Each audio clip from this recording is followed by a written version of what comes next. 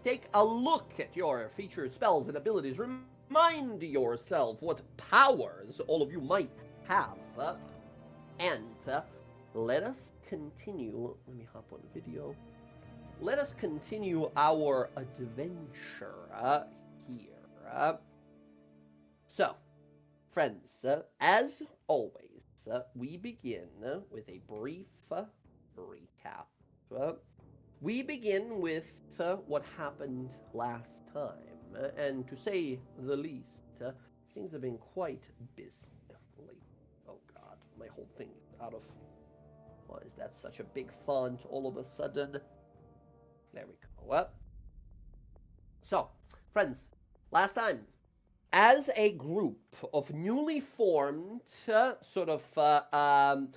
agents of different factions and powerful actors and delegates of different countries and kingdoms here, be it of the Prime Material, of the Fae, or otherwise, have been formed together to go and rescue a group of heroes, the only ones who could possibly stand to Lolth and her plans. Those heroes died some time ago, tragically. They gave it their best shot, but they weren't ready for what's to come. This new group, however, needs not to save the world.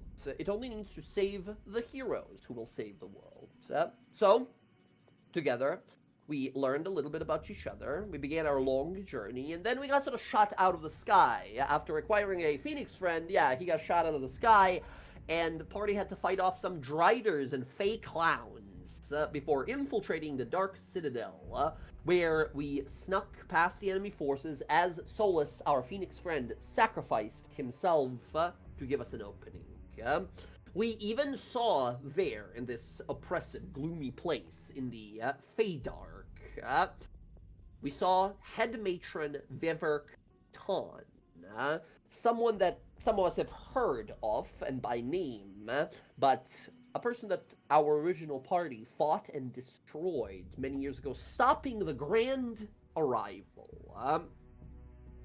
Now, we know that the Grand Arrival is some sort of a ritual that Lolth is hoping to undergo to perhaps tear her way into the Prime Material, to funnel her forces into our world, to corrupt it with the Red Mist. We're not exactly sure, but it sounds ominous. It can't be good. We stopped it once before, and it must be stopped again. So, we snuck our way through, past the Head Matron, who is now on a sort of demonic Drider body, her lower half.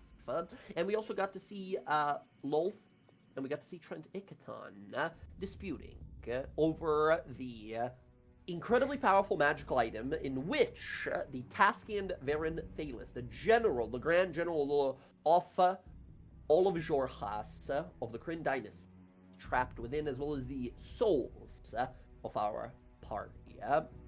We saw them disputing over it, as apparently Trent Ikathon, mighty mage that he is, finds himself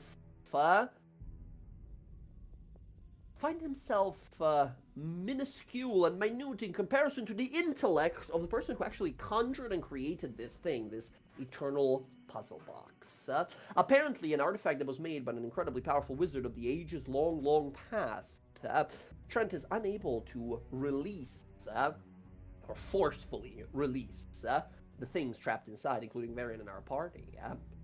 As they left, we learned there are multiple magical barriers protecting it as well. We attempted to pierce through these, and one unbreakable barrier after another, our paladin slash bard was able to sort of teleport through with the aid of all of the party acting in different ways, using their magic, divinity, or druidism here to help us pierce through. Which, of course, did activate multitudes of alarm spells and certainly alerted Trent as well as Lolth. Before we had a chance to escape, though, we heard a strange, almost mechanical, robotic voice ring out from within the puzzle box, instantly drawing us all and trapping us inside. And now, as our eyes slowly open, we see a vast, destroyed pathway on an island that floats in the middle of nothing. Yeah? And there, like a monument built ahead of us, a giant construction with multiple of different sort of elaborate carvings and engravings and strange runic scrolls that dangle from it. But we hear the voice again, welcoming us. As atop it, some 60 feet above, standing is a strange apparatus of a creature. There, you see this strange-looking... see if I can... I shared the art in the Roll20 chat, but I'll put it in the art Wildemount. You guys see some sort of a bronze and gold made construct with what looks to be multiple extended sort of fingers and sort of parts of his body from which you see keys dangling. In fact, the very fingers of this person are keys of different sizes and shapes. So, as it looks out, as all of you stand up slowly like, where are we? You look amongst yourselves. You see a island, maybe a few hundred feet across, floating in the middle of nothing. You see distant stars, planets perhaps, strange oval shapes, distant lights and trailing comets going by. It almost seems like an infinite expanse kind of a location. As you guys watch, the strange construct stands up from his sort of squatting position to an upright sort of maybe 5'5", maybe a little shorter than that stature.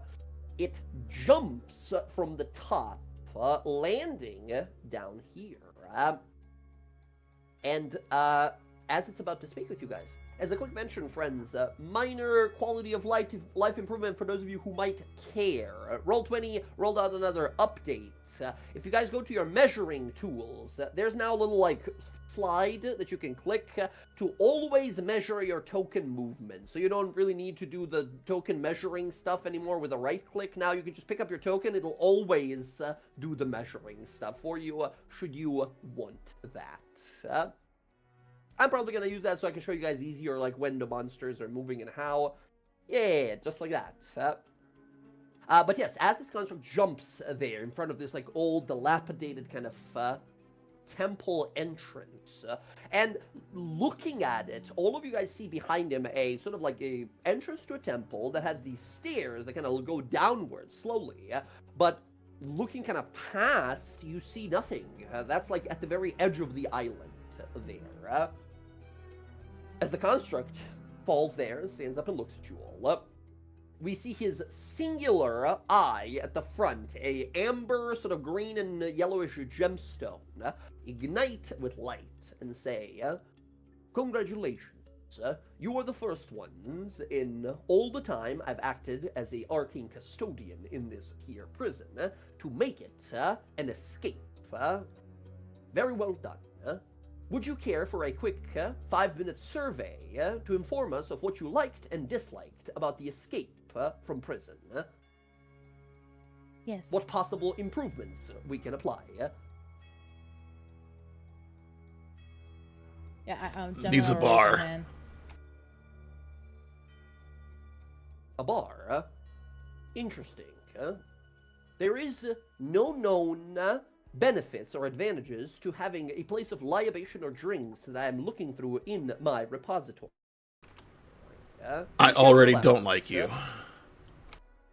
You see, they seem deflate a little bit. It's like a little, wind-up sound. And you seem say, that's quite all right. But indeed, you are the first ones to ever escape the Eternal Puzzle Box. Congratulations. What do we get? I suppose freedom, huh?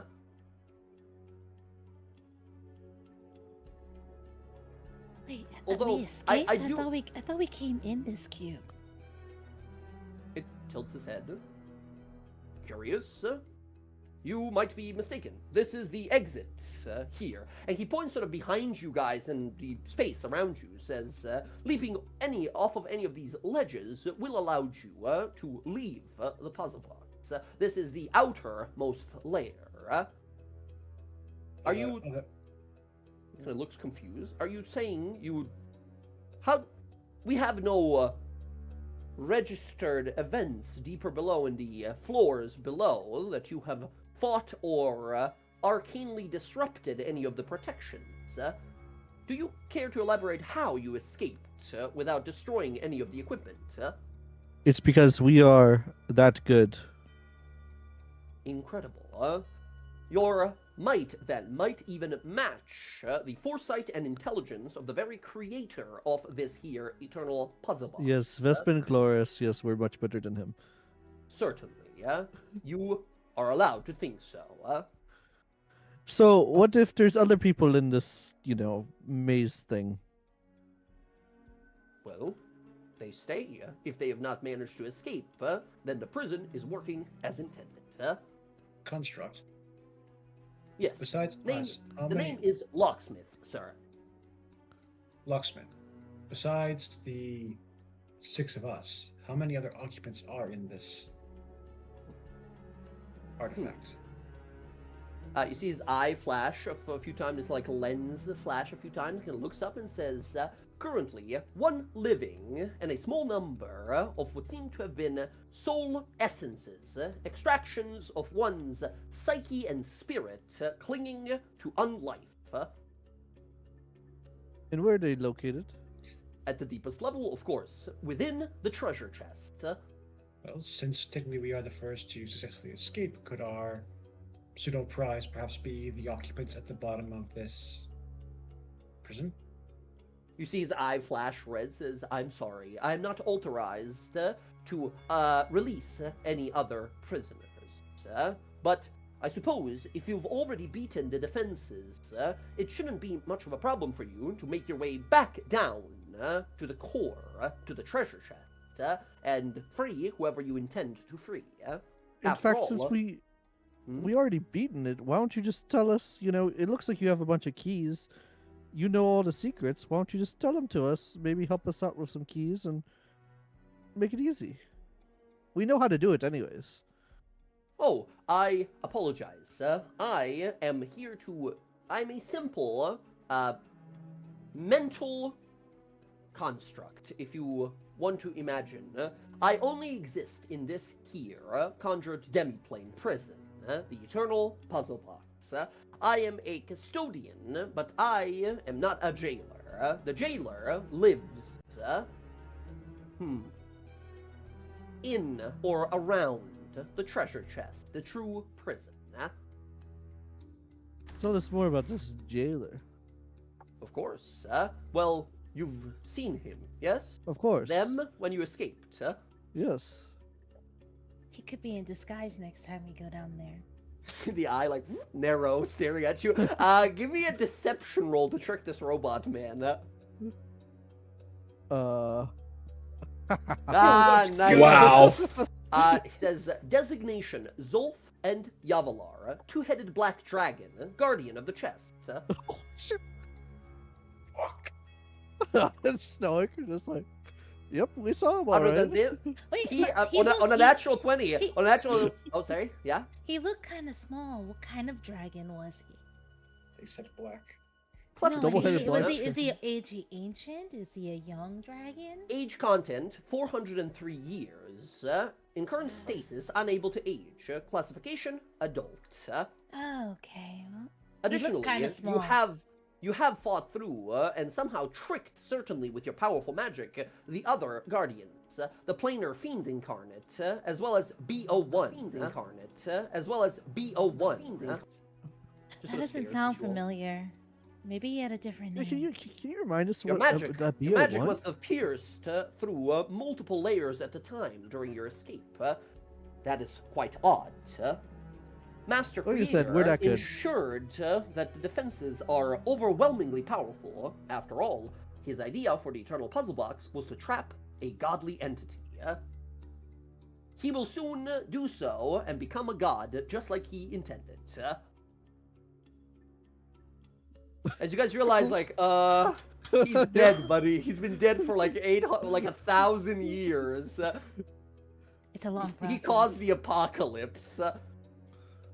He looks back and says, if you have any other inquiries, I am at your service, as long as you would be willing to provide a survey on your tactics and your maneuvers used to escape the Eternal Puzzle Box.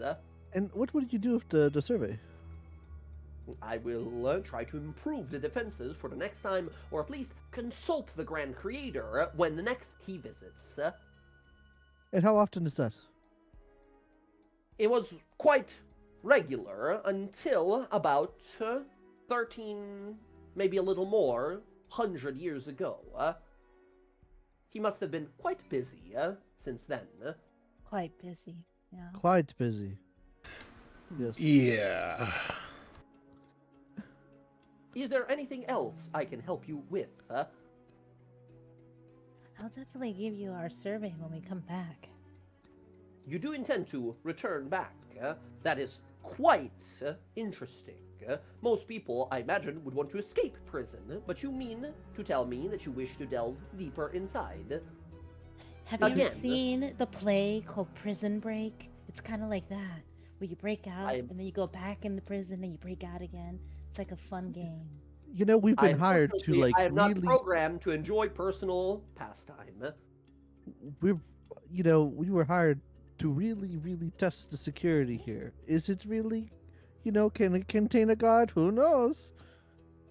Well, it is quite impossible. If you yourselves, mortals, although with incredibly powerful magic, have managed to escape, that means that the defenses are inadequate, to say the certain. Do you have like a map or anything so we can really test some certain defenses? Need to make sure everything's working. Unfortunately, no. The very nature of the Eternal Puzzle Box is that every floor shifts within a minute increments. Can you just take us down to the bottom floor? Well, you would know yourself since you've already beaten it that I cannot, because the floors continue to shift, and I only remain on this floor as we have never encountered each other before. So, what's your purpose? Survey. What's all the keys for? It's probably decoration. The keys, the jingle jangles. He looks at him, says, a decorational design given to be my master creator. But I am supposedly, by what I have calculated, supposed to be a ease of mind for those who make it to this level, to understand and see the keys that they've managed to acquire. In fact, destroying my body will also free you from this here place. If you wish. Not only you that are here in this level, the final exit outer level. So, if you went down and someone destroyed your body, would that also free them? Not quite. I am unable to pass through there. And he points to the giant passageway over here that you guys now see multiple sort of strings with scrolls dangling from them. And they kind of look, damn, what is the name of them? You know the Japanese style like zombie scrolls that they put across their faces? You know what I'm thinking about? Maybe? I think so. I think you're right. That's the sort of stylization that you see dangling, and there's like hundreds of them dangling from the sort of string there. He says, I cannot physically go through there, nor can anyone step back through there once they enter through it, as is true with every consecutive level. Locksmith. Yes, sir. You said there were essentially we counted the three wardens that you mentioned. Beal one, and he's got one, Fiend Planar Incarnate, as well as Zolf and Yavalar, who are a single entity. Because we easily got past them the first time, just because of your intelligence and your knowledge of this prison, who would we like to encounter on the first level? The first level, you mean within the chest? Or do you mean the first outer level, which is where we are? The first of these 3 wardens that you listed to us that we have already outsmarted. I see. If you wish to delve back deeper, as you have already encountered them, the 5 layers beyond this here first one, for a total of 6, you would have to traverse. Upon level 4 is where the Planar Fiend Incarnate and BO1 guard the entrance to the Gaping Maw. Beyond that, upon level 6, final, deepest level, guarding the chest is the 2-headed dragon, Zolf and Yavalar.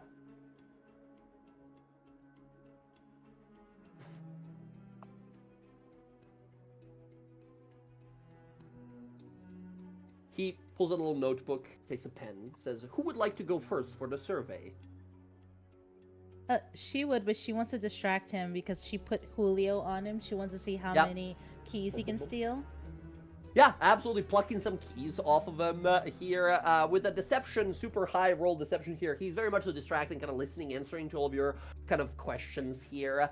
You will take a survey of like just some shenanigans you telling him of how you escaped this place. As you guys realize, like, how odd. It seems that we jumped into the place, but unlike the Taskian and the rest of the heroes who got drawn into the center of it, we got thrown to like the outer edge at the very exit of it. In fact, we could jump out right now, but it's likely that Trent is holding this thing, inspecting it to find out like what the fuck happened, right? So, if anyone wants to give me an Arcana roll and figure out like why are we all the way out here instead of all the way at the bottom? Could just anybody do it, or anyone who wants to? Anyone who wants to try? Okay, great. I'm terrible, but who knows? That's not terrible. Not bad, not bad. 14s. We got the 14s. Wow. Okay. On 14s. That tracks. That's like you're getting a headache from all this magic-y, timey-wimey stuff that is happening here. As you're kind of thinking it over, Klaus and Geminara, the only reasonable explanation you can have is like, is it overcapacity? Is there only a certain number of seats or places in here that people can occupy? You start, I think, on a 14 just thinking like, I think it's like overloaded. I think we got thrown out to the outside here. Could it be that some of the people that are trapped inside have somehow weakened it from inside? Somehow sabotage it in some minor ways over the long time they've been here, allowing possibly someone to enter from the outer edge of the prison.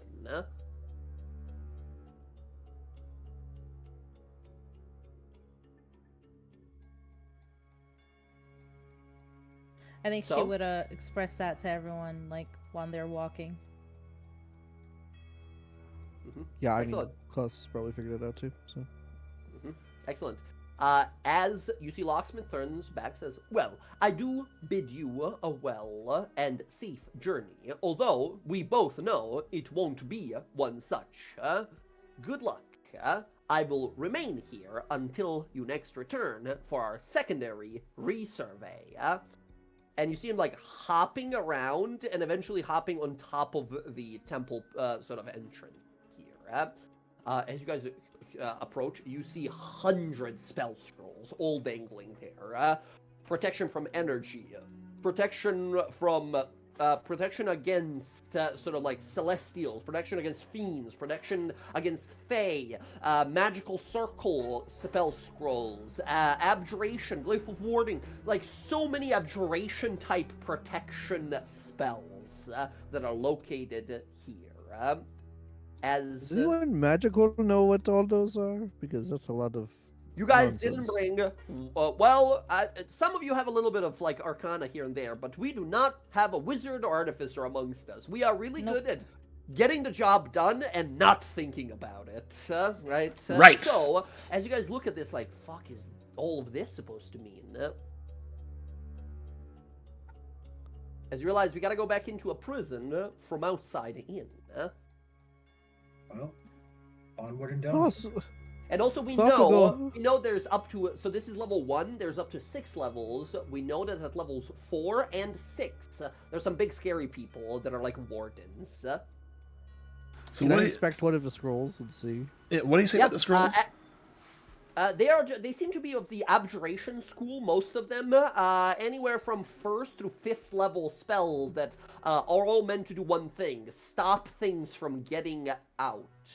Like protection from evil and good, protection from evil and good, dispel evil and good, magic circle. There's like multiple glyphs of warding, stuff like that. And in fact, as you guys sort of begin to kind of approach here, all of you see them. They don't activate, but Nizlik and Merrick, you guys see some of them begin to kind of like ignite and glow. As you guys are like, okay, we can't just walk up or he's gonna fucking explode.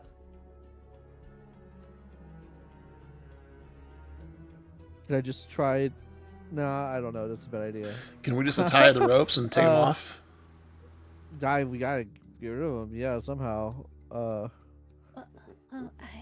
think this is stopping Trent from coming in here. All of these. No. You figured out that these are probably stopping whatever's inside coming out. Because once again, you guys are on the outside. We're on this side, this is the last line of defense. Can you just light them on fire? Can Nizlik just take them down? If you want to try here, they do begin to glow slightly as you approach, but if you're fast enough, aka if you roll me a sleight of hand roll, you might be able to swipe them before they sort of like activate. Klaus, same thing for you. As your mage hand begins to approach, some of them begin to kind of glow brightly. Wow. Yeah. Okay. So same thing. If you want to give me a sleight of hand roll, you might be able to swipe some of these off the wall. Oh man, my sleight of hand's not the best. Could I argue acrobatics? Acrobatics, yeah, sure. To move sort of quickly, run up the wall and like kick. Pull the ropes off, pull the like ropes that. down, stuff like Hell that. yeah. Yeah. Hell yeah, clever. Before we enter, Merrick is going to bring out the Flame Friend Lantern. You see the little flame friend dancing inside. I want to activate for the next hour.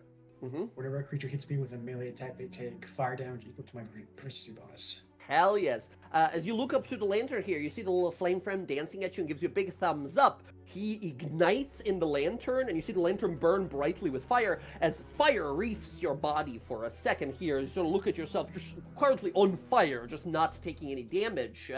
As you see the little flame friend outside of the lantern, just sort of sitting on your shoulder now, like giving you a little thumbs up and doing a little dance. Your body's sort of like burning. We see little whisks of flame rising from you every once in a while. Excellent. Oof, Nizlik. On an 11, you charge up, sort of grab one of these ropes and tug it to the side. It does snap, but you watch as it snaps, it falls to the side and begins to sort of unwind. It starts kind of winding up and sideways, and all of it begins to, it seems to be all one thing of rope that's sort of wrapped around, and it starts to like unwinding, and then all of these glyphs begin to glow as you see the doorway there begin to shimmer with golden energy. As that happens, Nizlik, I need you to make a dexterity saving throw, please.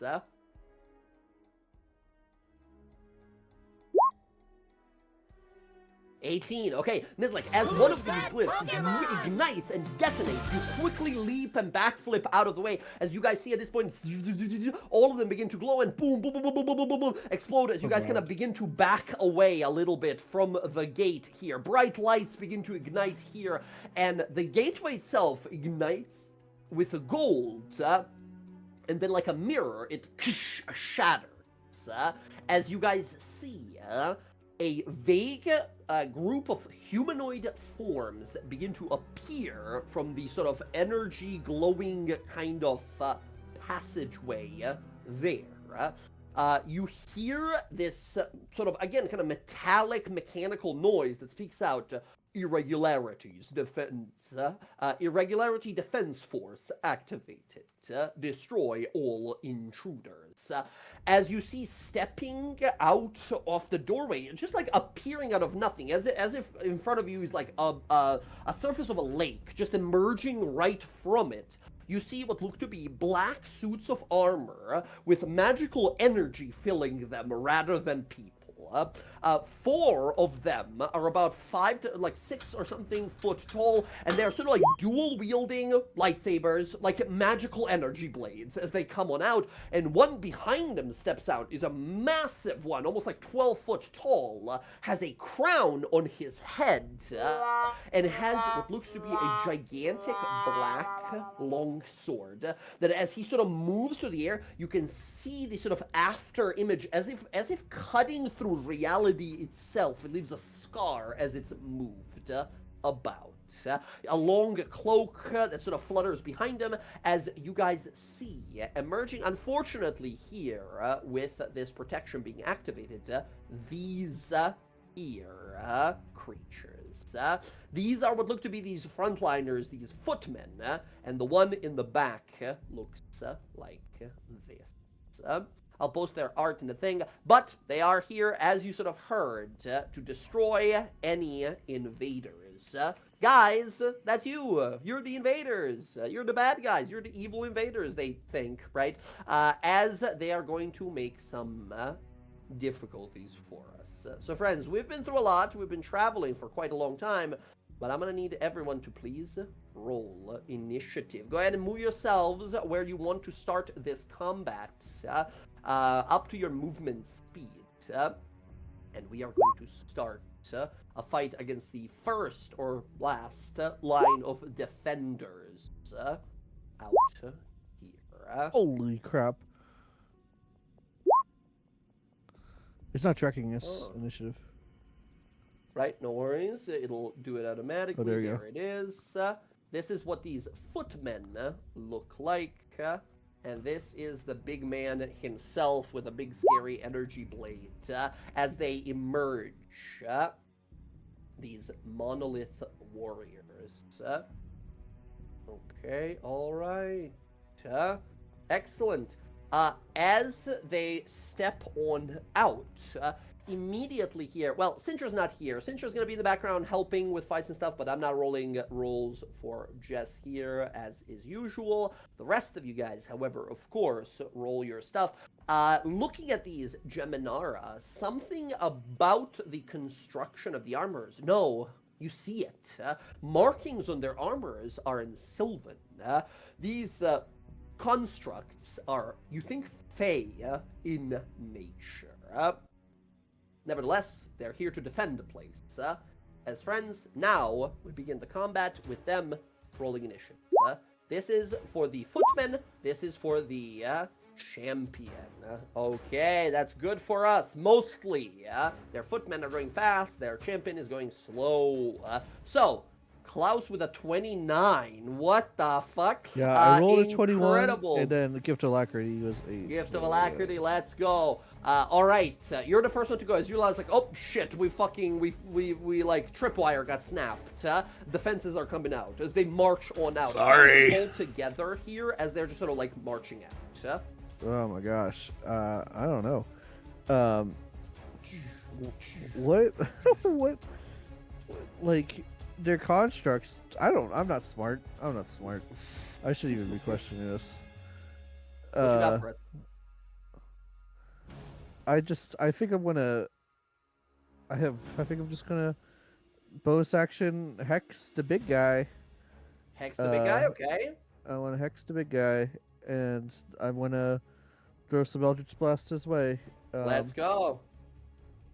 I find Eldritch Blast to be a suitable solution to most of life's problems. Yes, I agree. Very good. Let's do it. You wow, blast natural away. one. Natural one. So this is the like shit is getting real kind of a moment where you blast the first one like boom, send it at him. You see him like boom, swing his sword, and your Eldritch Beam cuts in two past him, right, and blasts into the walls like behind him. As you see, whatever the sword is like super rare magical sword of some sort. As he just sort of stands there and is holding his hand out towards you.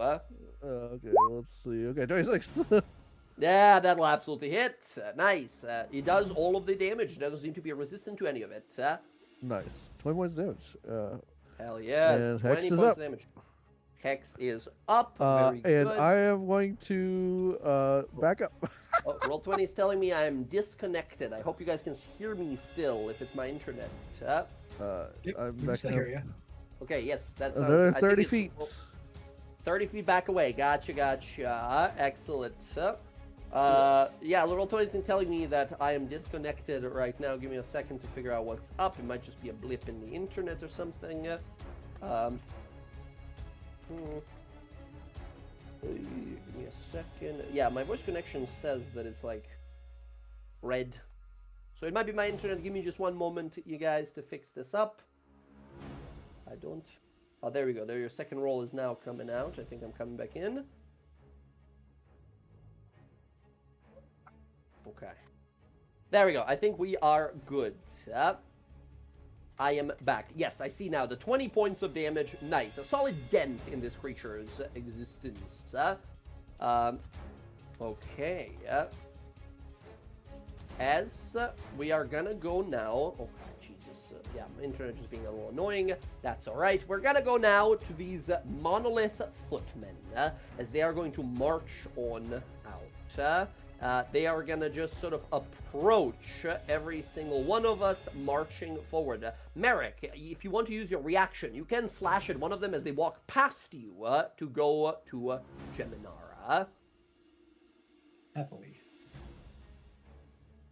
Let's see it. And because of my mark of the Eternal Summer.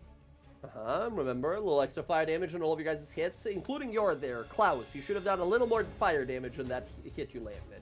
Oh, you're right. The first one. 3 Yeah. extra. Oh, man. Right. We're, Hey, let's we're get- all starting with natural ones, it looks like. Okay. Yep.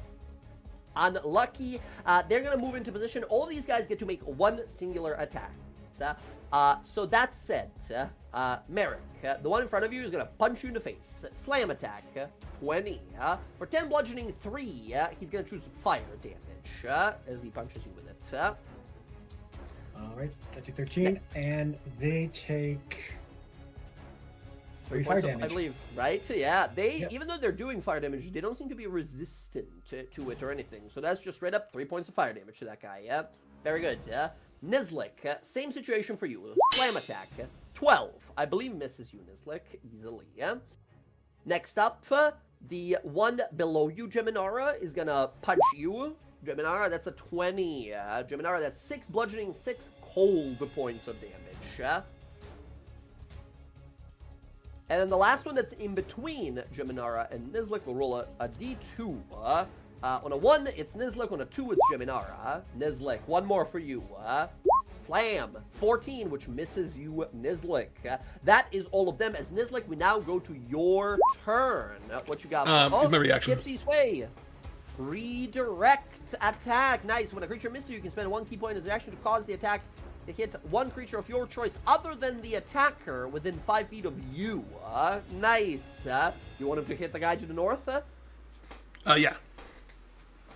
All right. So the way this works is basically he uses that same 14 against another creature nearby. And Nizlik, you brave bastard, the AC of these creatures is a 14. So It looks he pretty hits his big. friend. You duck out of the way, and he, boom, clocks his friend for 14 points of damage. That is very good.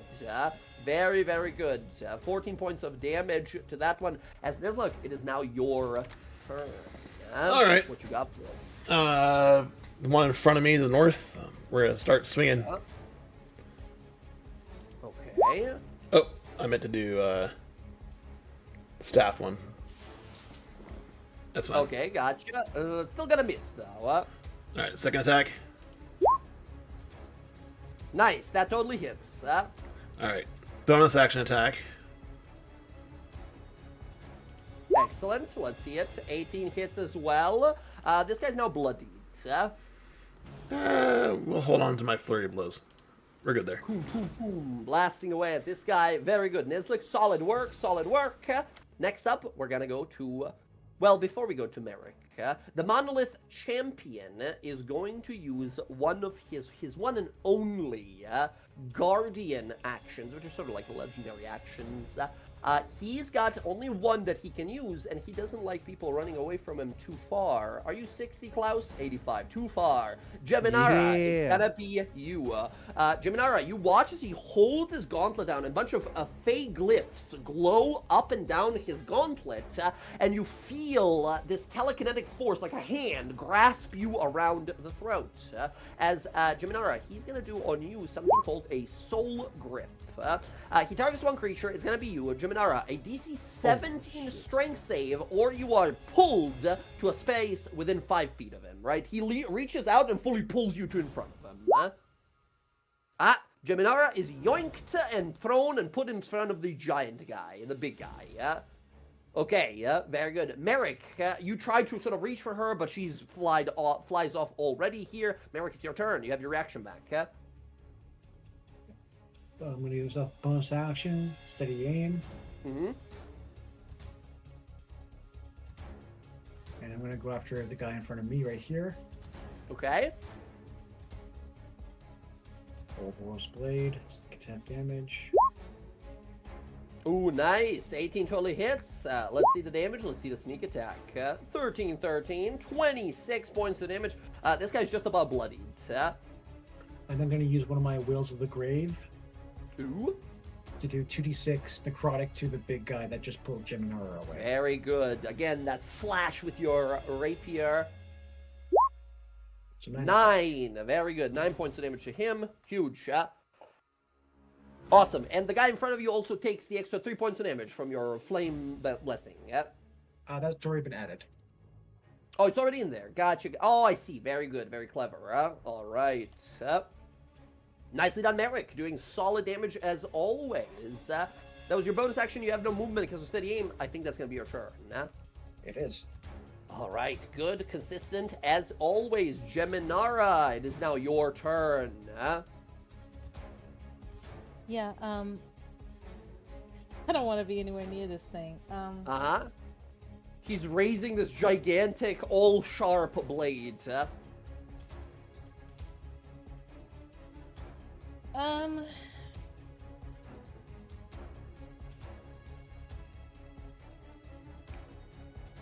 I'm gonna pull out of my bag a little tiny symbol, like a little tiny wooden Gotcha. figurine. And she's gonna put it down, and I'm gonna summon a beast. Ooh, okay. Excellent. What are you summoning? Oh, the summon beast, gotcha. Excellent. It's gonna be land. Land, do I have a little spirit? Yeah, bestial spirit. I'm gonna bring out this one character sheet. What level are you casting it at? Oh, just level 2. Here for an hour, so... Gotcha. Keep in mind, if you cast it level... well, no. We have to cast it level 4 to gain, some extra cool benefits. Yes. Excellent. There we go. You are now concentrating. You have your summoned beast ready to help you here.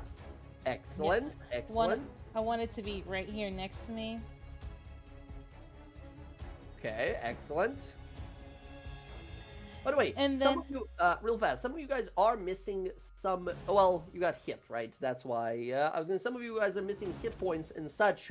We had a few days of travel on the back of the Phoenix after that clown fight. So if you haven't reset your hit points, then make sure to do so. And I have, I already used the wild shape. I'm not going to do that. And I don't want to use my totem because I need to save it. She's going to just stay there. I mean, I don't even want to use any of my healing stuff right now. Excellent. Excellent. Actually, it's possible we might do a short rest, so I'm going to wild shape. So I'm going to say this. You guys realize that this is the best and worst situation that could happen. We are inside the puzzle box, which means... the way the custodian, the locksmith, described it, every level is kind of indifferent from another. So if we clear a level of all dangers, we are free to take a long rest almost after every possible encounter. Because we can't leave, because there's super evil bad guys waiting for us outside that can't get inside. And we have pretty much all the time in the world. It's been months already that the heroes have been trapped in here, right? So me as a DM saying here, feel free to go all out, because if you want to, as long as you are, like, safe around your surroundings and clear out all the possible traps and dangers, you are good to just keep resting after every fight, should you want to. And that's the case, then I'm gonna shift. I'm gonna use my wild shape. Gotcha. What are you turning into? I'm gonna turn into a giant ape. Giant ape is a CR 9 or 8 or something. Then I'll do bear. I just want to be something that has a lot of health, because I don't have a lot of health and I don't know what this guy's gonna do. Gotcha. And as a druid, can you remind me what's the highest CR you can turn into, and I'll give you something that's good for this level. I think it's only a half. 1/2? Right, because you're not moon, right? 1/2. You can turn into a reef shark. Maybe not that. You can turn into something called a jaculi. What the hell is just a big snake? Giant canary, dragonfly. You can be a crocodile, a fiendish giant spider. What the hell? Yeah, I'm looking for any kind of bear or anything that's just like a good... What? You could be a war pig, yeah? Interesting. Zebra? Zebra. Bear. Is there no bear at like Should be half brown bear. CR? Hold on. Black bear. Black bear is half. Yeah, that's what I'll be. Black bear real fast. It's a good form. It gives you well, remember, you no longer gain temporary. You no longer gain. Oh no, because you're using the old druid. Right. Black bear. Let me bring it out here. Boom, boom. And I'm just gonna leave these at the top here for now. I'm gonna place it here, give you the control of this bear here. Yeah, that's an awesome bear. Obviously, this is not a normal black bear. So what does it look like, this fey bear that you turn into? Oh, it's gonna be a golden bear. Excellent. And it's gonna have leaves all over it. Is that gonna be a Pokemon? Oh yeah, it's Ursulina. Ursula, excellent. There we go. Jem, It's Ursulina with a blonde wig. Just so you know, Jen, all of your forms are also gonna be in that summons subfolder. Okay, there you go. And I'll click a little thing, so from now on, when you click on its token, all of its abilities and attacks will show up at the top. Excellent. No, there you go. So bonus action, transform, and then action, summon your beast. Now your beast gets to attack. Yeah.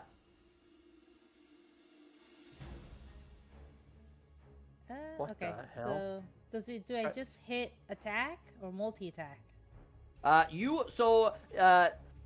By default, it gets to make a number of attacks equal to the level of the spell you summon it at, divided by 2, rounded down. So at level 2, it only gets to attack once. So 1 rend attack, yeah? Okay. And this is the land one, so I do believe it has a special ability to gain advantage here, right? Yes, it does, yeah. It's got pack tactics.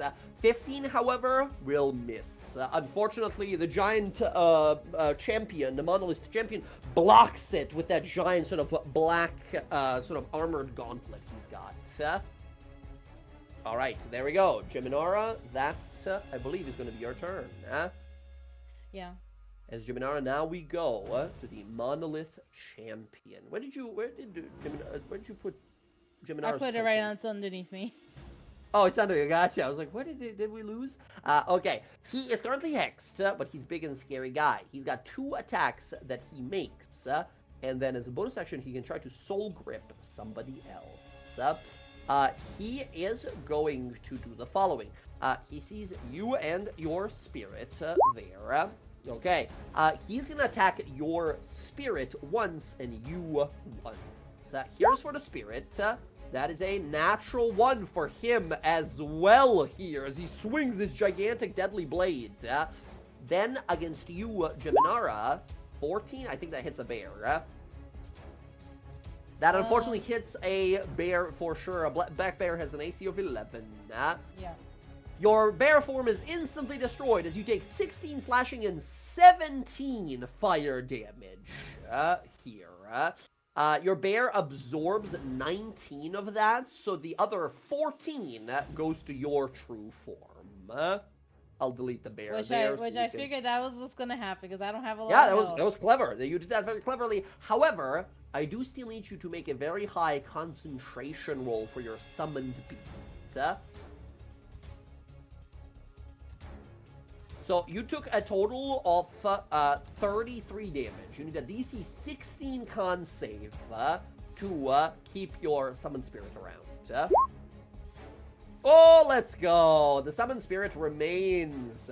Klaus, we go back. Actually, he's gonna move still. Geminara and your summoned spirit you can both take an attack opportunity as he's gonna move around and jump in land there in the middle of the battle.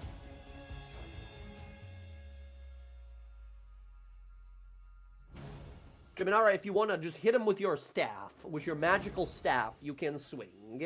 Well, I have Warcaster, so I'm going. You do if you want to cast a spell as well. Yeah. Now this is the interesting. Does it have to be a cantrip? It can be any level of spell as long as it's like a one-target spell. While you do that, do you want me to make an attack for your summon beast? Yes, and I'm gonna do. Okay. With advantage, summon beast hits 17 hits. Beast hits for 13 damage. And Primal Savagery also hits for 10 points of damage. Nice. As you claw across him here, your nails kind of... What do we see? Do your nails become like thorns or like big, like bestial claws? Or what does this look like? They're like super manicured, long claw nails. But like look like poison dripping from it. Hell yes. All right. And then as a bonus action, Klaus, he's just trying to keep everyone in check. So Klaus, he's going to soul grip you to him. Klaus, I need a DC 17 strength save or you're put right in front of him. Oh, are you fucking kidding me? Oh, I know, man. That's what happened to me. I thought, well, how could he do it the same in one turn? So it is a legendary action for him, but on his own turns, this is a bonus action that he does. Oh gosh. Okay, 17 strength save. Oh. Yeah, or be just pulled in front of him. Yeah, not happening. It was honestly a good try from Klaus here, but Klaus, as you're flying away, you feel something grip onto your chest and instantly yoink you forward as you're just sort of placed right in front of him. That is his whole turn. As Klaus, you're up now. Okay. So would he place me there, or would he place me next to one of these other guys? It's just the closest spot available, right? Okay. So from that distance, it would have been either this one or this one. I just placed you there, but you can still move on your turn if you want to be next. Yeah, I know it is my turn. I mean, so what you got? Just changes things. There's two bloodied. The one north of Nizlik is bloodied, and the one above you, one of the footmen, is bloodied already. Yeah, like breaking apart. This is gonna be kind of funny. I think I'm gonna do it. I am going to fireball. Okay. They are they're all right there. They're all clumped up. Yeah. But you know, I can't help but notice there's also other creatures who are present in the area. Is there? Are you sure? Right. Is there something you're gonna do about that, or do I have some terrible news for the party? Maybe I have a careful spell. There we go. Careful spell. You see Julio despair, just eyes wide, like, oh god.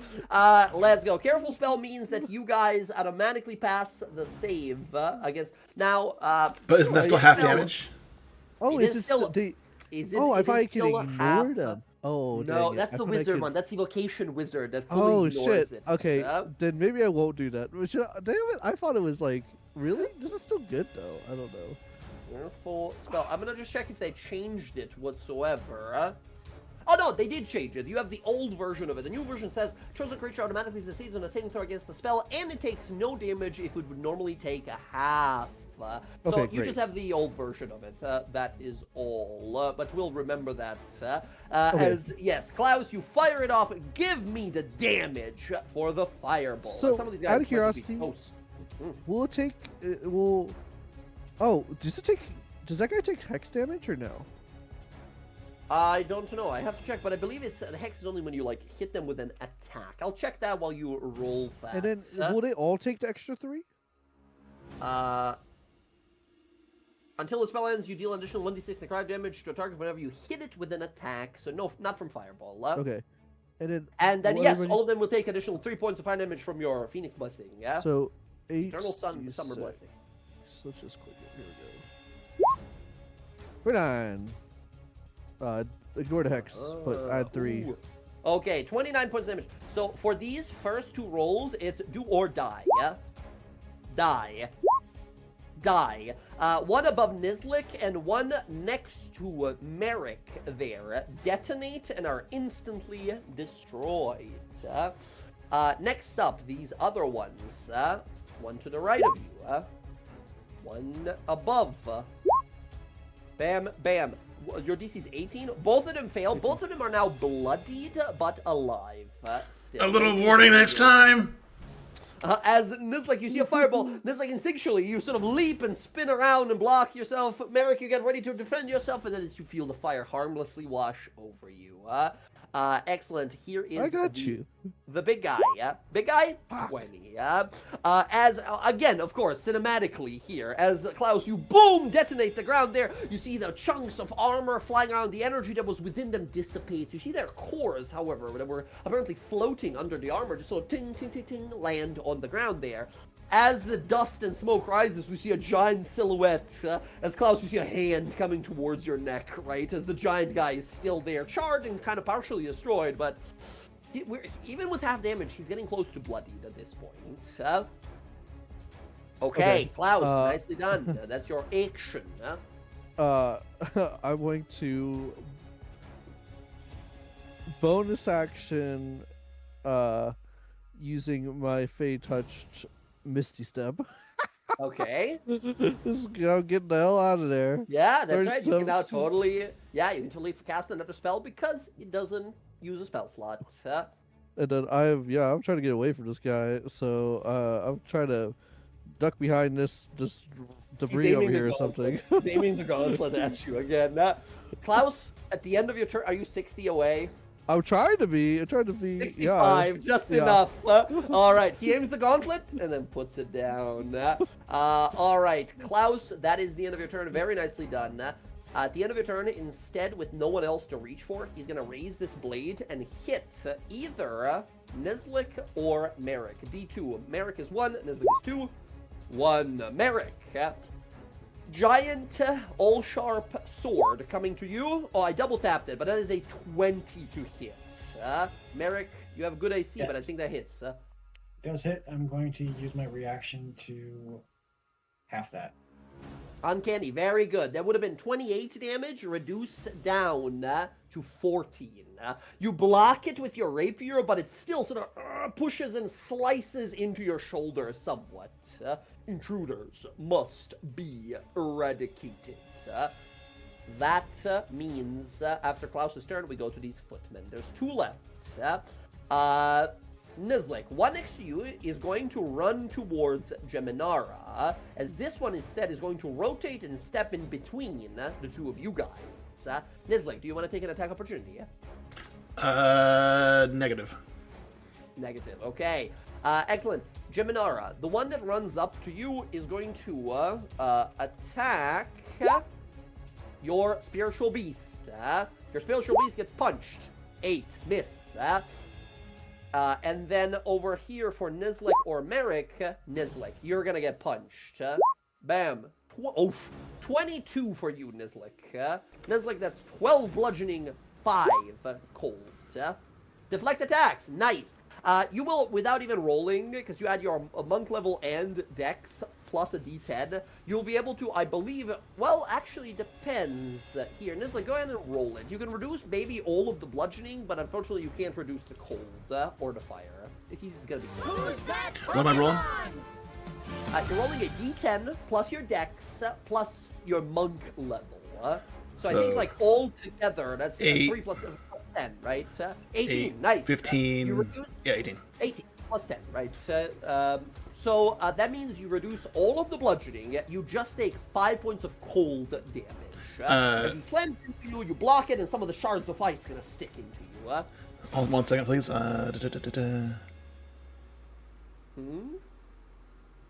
I'll deflect the attack. sorry, what? Deflecting the attack, the bottom section of that? Right. You can only do that if you reduce the damage to 0, which you didn't, unfortunately. Oh, because of the cold. You took the cold damage. Okay, so I take 5. Yes. That's the biggest enemy of monks, deflect attacks ability, if enemies do multiple types of damage, right? Okay, gotcha. All right, there we go. That means they are all done. Nizlik, it is now... One thing, your... Jay. When the champion hit me, he took Yeah. 3 fire damage. That's right. Yes, from your lantern. Very good. Excellent. And actually, hold on. I gotta look at something. Okay. Yeah, why not? Your Mark of Eternal Summer says, when you deal damage with a weapon or a spell, I will count this as a spell-like ability. So he will take 3 from the Lantern Friend, and then 3 from the Mark of Blessing. So he takes 6 points of damage instead. All right. Excellent. Nizlik, that means it's your turn now. Wait, do we all have Mark of Eternal Summer? I've written down, but You all do. You all do. Mark of Eternal, I'll repost it here. Basically, it says when once per turn, when you deal damage, you do extra 3 points of fire damage. Or when you heal yourself or someone, a AoE of 3 points of fire damage explodes around you and damages all of your enemies nearby. Gotcha. So even like drinking a potion or feeding someone a potion works on that. So that hit Okay. earlier with an actual little more damage, huh? But he's dead, so it doesn't matter. Right. That guy exploded, right? You bloodied him, and then he got finished up by a fireball. Okay, so now we're going to take our quarterstaff, and we're going to hit the big guy. Let's do it. Overgrown iron bucket. Big guy with the sword. Oh my goodness. Ugh. Here we go again. Natural one. Second attack. Okay. There we go. Hey, it was ruling you, this curse of bad dice, until now. Well, I'm hoping You're you get the fighting one now. back, and I see it. Oh, nice. That is 12 points of bludgeoning damage to him. He's now bloodied. And here is the con save. Oh! Not a 1, but that'll do. So, absolutely do. yeah. So what does this look like? He's Niz a giant jumps dude up. swinging this massive sword. And Niz will jump up over the blade and swing his quarterstaff, hit the bucket, and spin it, because it's like construct, right? Yep. Yes, absolutely. As it spins around, you see as sort of like starts shaking, arcane lightning sort of blasting off of him, and you see him like semi-shut down. He's sort of stuck in that state of powering up and shutting down. All right. Nice. He's stunned bonus action. until the start of your next turn. Right. If he takes damage, he's still stunned, though, right? Yeah, he's just Okay. straight up fucked until the start of your next turn. Bonus action. Stunned, by the way, means you guys have advantage against him. He is incapacitated and doesn't have a turn. He automatically fails any strength and dex saving throws. Okay. Bonus action, flurry of blows. We're going after the guy next to Merrick. Boom, boom. Okay, gotcha. Let's go. That guy's bloodied, yeah? Oh my goodness. 9's gonna miss. It's It advantage, right? It's a fluctuates 10. now. Look, it's fine. Well, no. He's not the stun guy, right? So you Oh, still right. take- So, 12 is also gonna miss, unfortunately. oh my goodness, Swiss Slayer. Whoosh, whoosh. 2, okay, yeah, let's go Slayer. 1 extra attack. Okay, 14 is the AC. I'm telling you, it's fluctuating. It's going up and down now. Okay, 8 points of damage. Nizlik, you don't kill him. He's barely alive in single digits, but he's still alive. One more Swiss Slayer. Or still existing. We got 2 left, so we'll use another Swiss Slayer. Do it up. 18 is gonna hit and finish this guy. Merrick, you see him sort of smack this guy on the top of the head, spin back around, spin kick, multiple impacts as the arm goes flying one way, chest piece goes flying everywhere, and the helmet as it's falling down. Nizlik, you catch with your hand there. You have this helmet of this arcane warrior Sweet. now. We're gonna use our movement and our last Swift Slayer attack. Let's go. One more attack here. Keep in mind, if you want to at any point, Rab, every hit you want to make could be a stunning strike, right? You That's just once per gotta turn, keep though. marking off the point.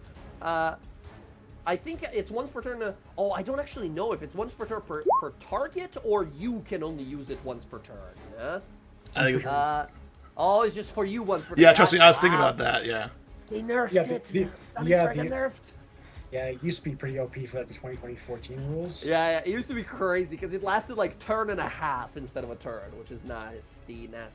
Okay, Nizlik, you run up, punch this guy. Oh, you did 20, right? That was the attack roll. Nice. Hey, we got Jeff. Yay. Welcome. 10 points of damage from you there. Well, not 10. That's going to be 7, right? Because the Eternal Summer Mark is only once per turn. Got it. Jess, welcome. I'm going to drop you in the field, and you can roll initiative here if you want to join us in this combat. This is what happened. Quick TLDR. Party appeared here. There was a robot man who said, "Congratulations for escaping out of the Eternal Puzzle Box prison.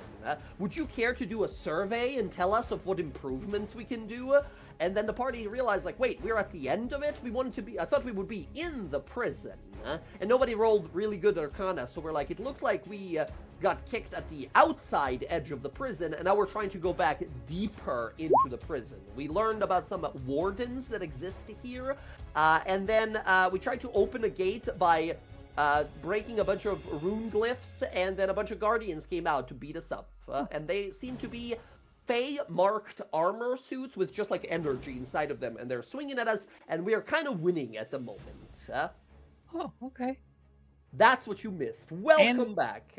And we completed the puzzle box prison. Guys, we're just better than the others. Technically, you're just apparently you're on the outside edge. Somehow you got teleported to the exit instead of the prison, the inside. Say luck. Nice. Nizlik, you land a hit on this guy, 7 points of damage, badly bloodied, not yet destroyed. Sintra, acting on 10, coming up soon. All right. Very good. Nizlik, that, I believe, is going to be your turn. Yep. All right. Merrick, back to you. You and the big guy. He's stunned. Automatic advantage against him.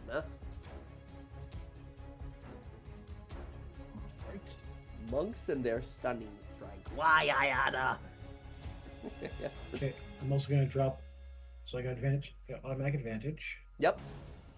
I'm going to drop a Divine Smite onto this one as well. Oh boy, oh boy.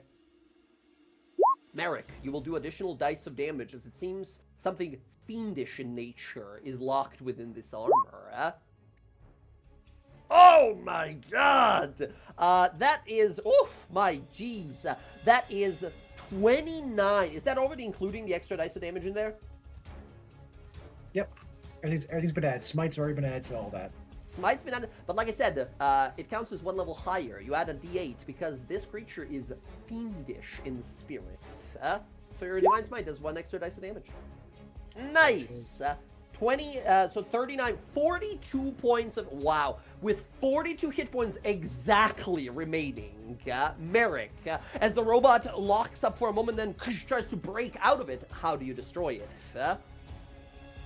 Well, as I just kind of begin to like spin in a 360 like motion, and I'll slash my blade, carving against the armor of this thing, and then turn around and point towards the one engaged with Nez and Geminara, and do my Wheels from the Grave. So another 2d6.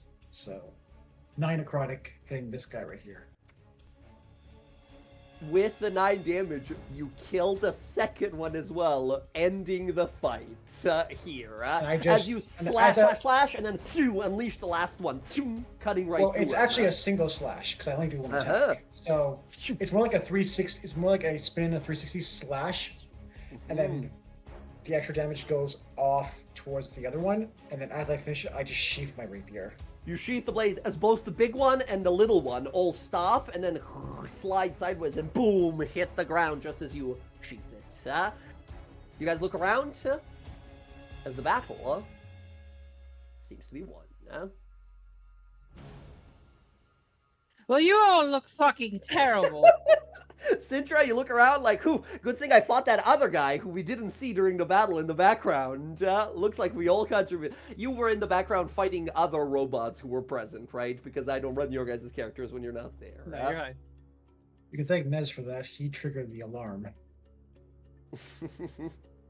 Well, you know, look, it happens sometimes. You just trigger things. Survey these stronger guards. You see, staring up at you here at the top of this monolith entrance is the locksmith, the guy who's the custodian, the guy who asked you for a survey of, like, congratulations on escaping, which Klaus rolled a 29 natural 20 deception against, and he told us everything that this robot is assuming we have just escaped. Rather than just came in. So he shared with us that there's 3 wardens of the prison guarding this space that we might have to deal with on levels 4 and 6 of the prison as it goes down. The locksmith looks down, says, most incredible, and he just writes down a bunch of stuff on the paper. You see him raise one of his sort of key-like fingers. It rotates, and the bodies of all of these constructs just flicker and disappear instantly, as if they were made of magic and perhaps never even existed. Excuse me, Mr. Locksmith, right? That's who you are? Yes. Could you perhaps help us with an issue? What kind of issue? Well, you see, in the process of completing your wonderful little puzzle box prison and making it out as we did, we might have left something in the middle. Is there by chance a way that we could just get there without having to go back through everything? I see. Unfortunately, as I mentioned to your allies here, I have no authorization to release any other prisoners or to travel to any level of the prison beyond this final one, outer one. Unfortunately, if you've lost something along your escape, you will have to either retrieve it yourselves or leave it to be condemned and left here in this arcane planar prison forever. Oh, no, I don't need you to, take a stand, break the rules. I'm just curious, is there, a bit of a shortcut? Or, at the very least, if you could provide us with, a good direct pathing, go left, 2 corridors down, It turn changes right, every sort of minute. thing. We've already missed that part, too. Yes. already asked all these questions. I don't know what you asked. I was Yeah. busy killing everything back there. This is totally retroactively before the fight started, right? So we flash back to this as Sintra was asking these questions as we were as well. Here sort of we gotta catch up here a bit. Yes. As he sort of says, I apologize, but I cannot help you in your endeavors. However, if you would be willing to conduct as I'm conducting a survey about the defenses of this here Arcanotech prison, I would be delighted to report to my master of the levels of security we have constructed. Well, no, I'm going to leave you a negative review if you can't help me. Oh. Should have lowered his head a little bit. 1 star at best, He maybe. writes down 1 star. That, I believe, should be reversed, yes? Because if you had a bad time, that means the defenses are working, yeah? No, it's just... No. The service is not to your liking, then. He writes it down. Exactly. You should be more forthcoming for helping. Right. Writes that down as well. As you guys are like, all right, we can't... Fucking, what do we do here? Friends, some of us took a little bit of damage, and we know the next levels of this place are just gonna get more and more and more dangerous. As the robot explained to us that this prison here, the internal the internal puzzle box, this demi-space, was meant by the creator of this, one of the if not the mightiest mage of our time, Vespen Chloris, the man who would be God, and instead was used by betrayer gods, and tricked and unleashed a terrible calamity upon the world. The one who created this prison, he intended this prison for a god. That, of course, never happened, as he was torn asunder, soul and body. But it seems we are in a safe location. After having destroyed those constructs, there's nothing that can really come our way. And speaking of which, the constructs, these seem to have disappeared. However, not everything that was on them has disappeared. Some parts of them seem to remain where they lie. Where you guys can reach. A handful of items that you guys can inspect if you want to. And like I said, the robotman explained that you guys just jump off the edge of the cliff here, and you will exit the eternal puzzle box. You will just be outside. You're gonna shoot out as you guys realize, well, Trent is probably looking at it right now, and Lolth is probably not happy right now. So outside bad for the time being. So, we have all the time in the world. The heroes have been trapped and gone here for months now. We can, quite literally, just keep taking rests after every impossible combat or trap or whatever, right? So, as you guys sit here, the map is as you see it, except there is no more of these, like, this string with these scrolls of protection that were dangling that Nizlik sort of triggered. Fair. Well, I'll peek at what's on the ground, I guess. Mm-hmm. Yeah, you see a handful of items that is left there. A pair of boots that the leader of theirs was wearing, the giant construct. Multiple cores of those smaller ones that have fallen to the ground. A cloak that their leader was wearing, as well as that big sword that he had. As you guys, there's 5 items here. If you guys want to take a time and look through all of these, and perhaps take a short rest if you want to, or you guys have been through quite a lot, getting into the Dark Citadel down here, seeing like Lolth and Trent there and everything. If you wanted to take a long rest, now's probably a perfect time to do it. I'm more about taking a short rest. Mm-hmm. Yeah, I'm only missing like 2 spell slots, so. Mm-hmm. I think I can give them all back and we take a short one. Mm-hmm. Yeah, I'm more or less fine. Short rest it is then. Everyone, roll up your hit dice and recover whatever you recover on a short rest. As I'm going to show you guys some of these magical items that these guys had as a part of their construction. First of all, 2 of these undestroyed cores of these construct suits that you've been fighting are a simple uncommon magical item known as Pearl of Power. Pearl of Power, you attune to it, you use it as an action, you recover up to a 3rd level spell slot. Nice and simple. There's 2 of these on the ground. The dark leather boots that the giant suit of armor have worked into him are another attunement uncommon magical item known as Boots of Striding and Springing that basically make your speed 30 unless it's already higher. And once on your turns, you can jump 30 feet by spending only 10 feet of your movement. Niz gonna take that. Yeah, I was gonna say, it allows you to have jump spell on you at all times, which for already fast characters is really, really good. There you go. The boots, probably, I figured, yes, going to our monk friend here.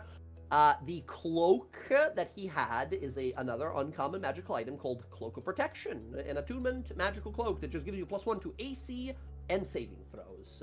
That's good for everyone, possibly. You don't say.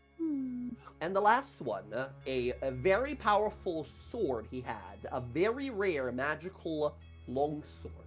This thing actually has a name, and it is called Sunder. Sword of Sharpness +2. This is a +2 longsword that has the finesse property. It automatically crits against objects, automatically does max damage against objects.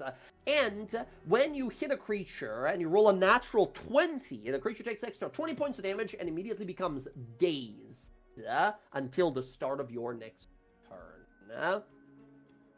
That is the sword that he had. Merrick kind of examines the sword. Would anyone object to me taking the sword? No.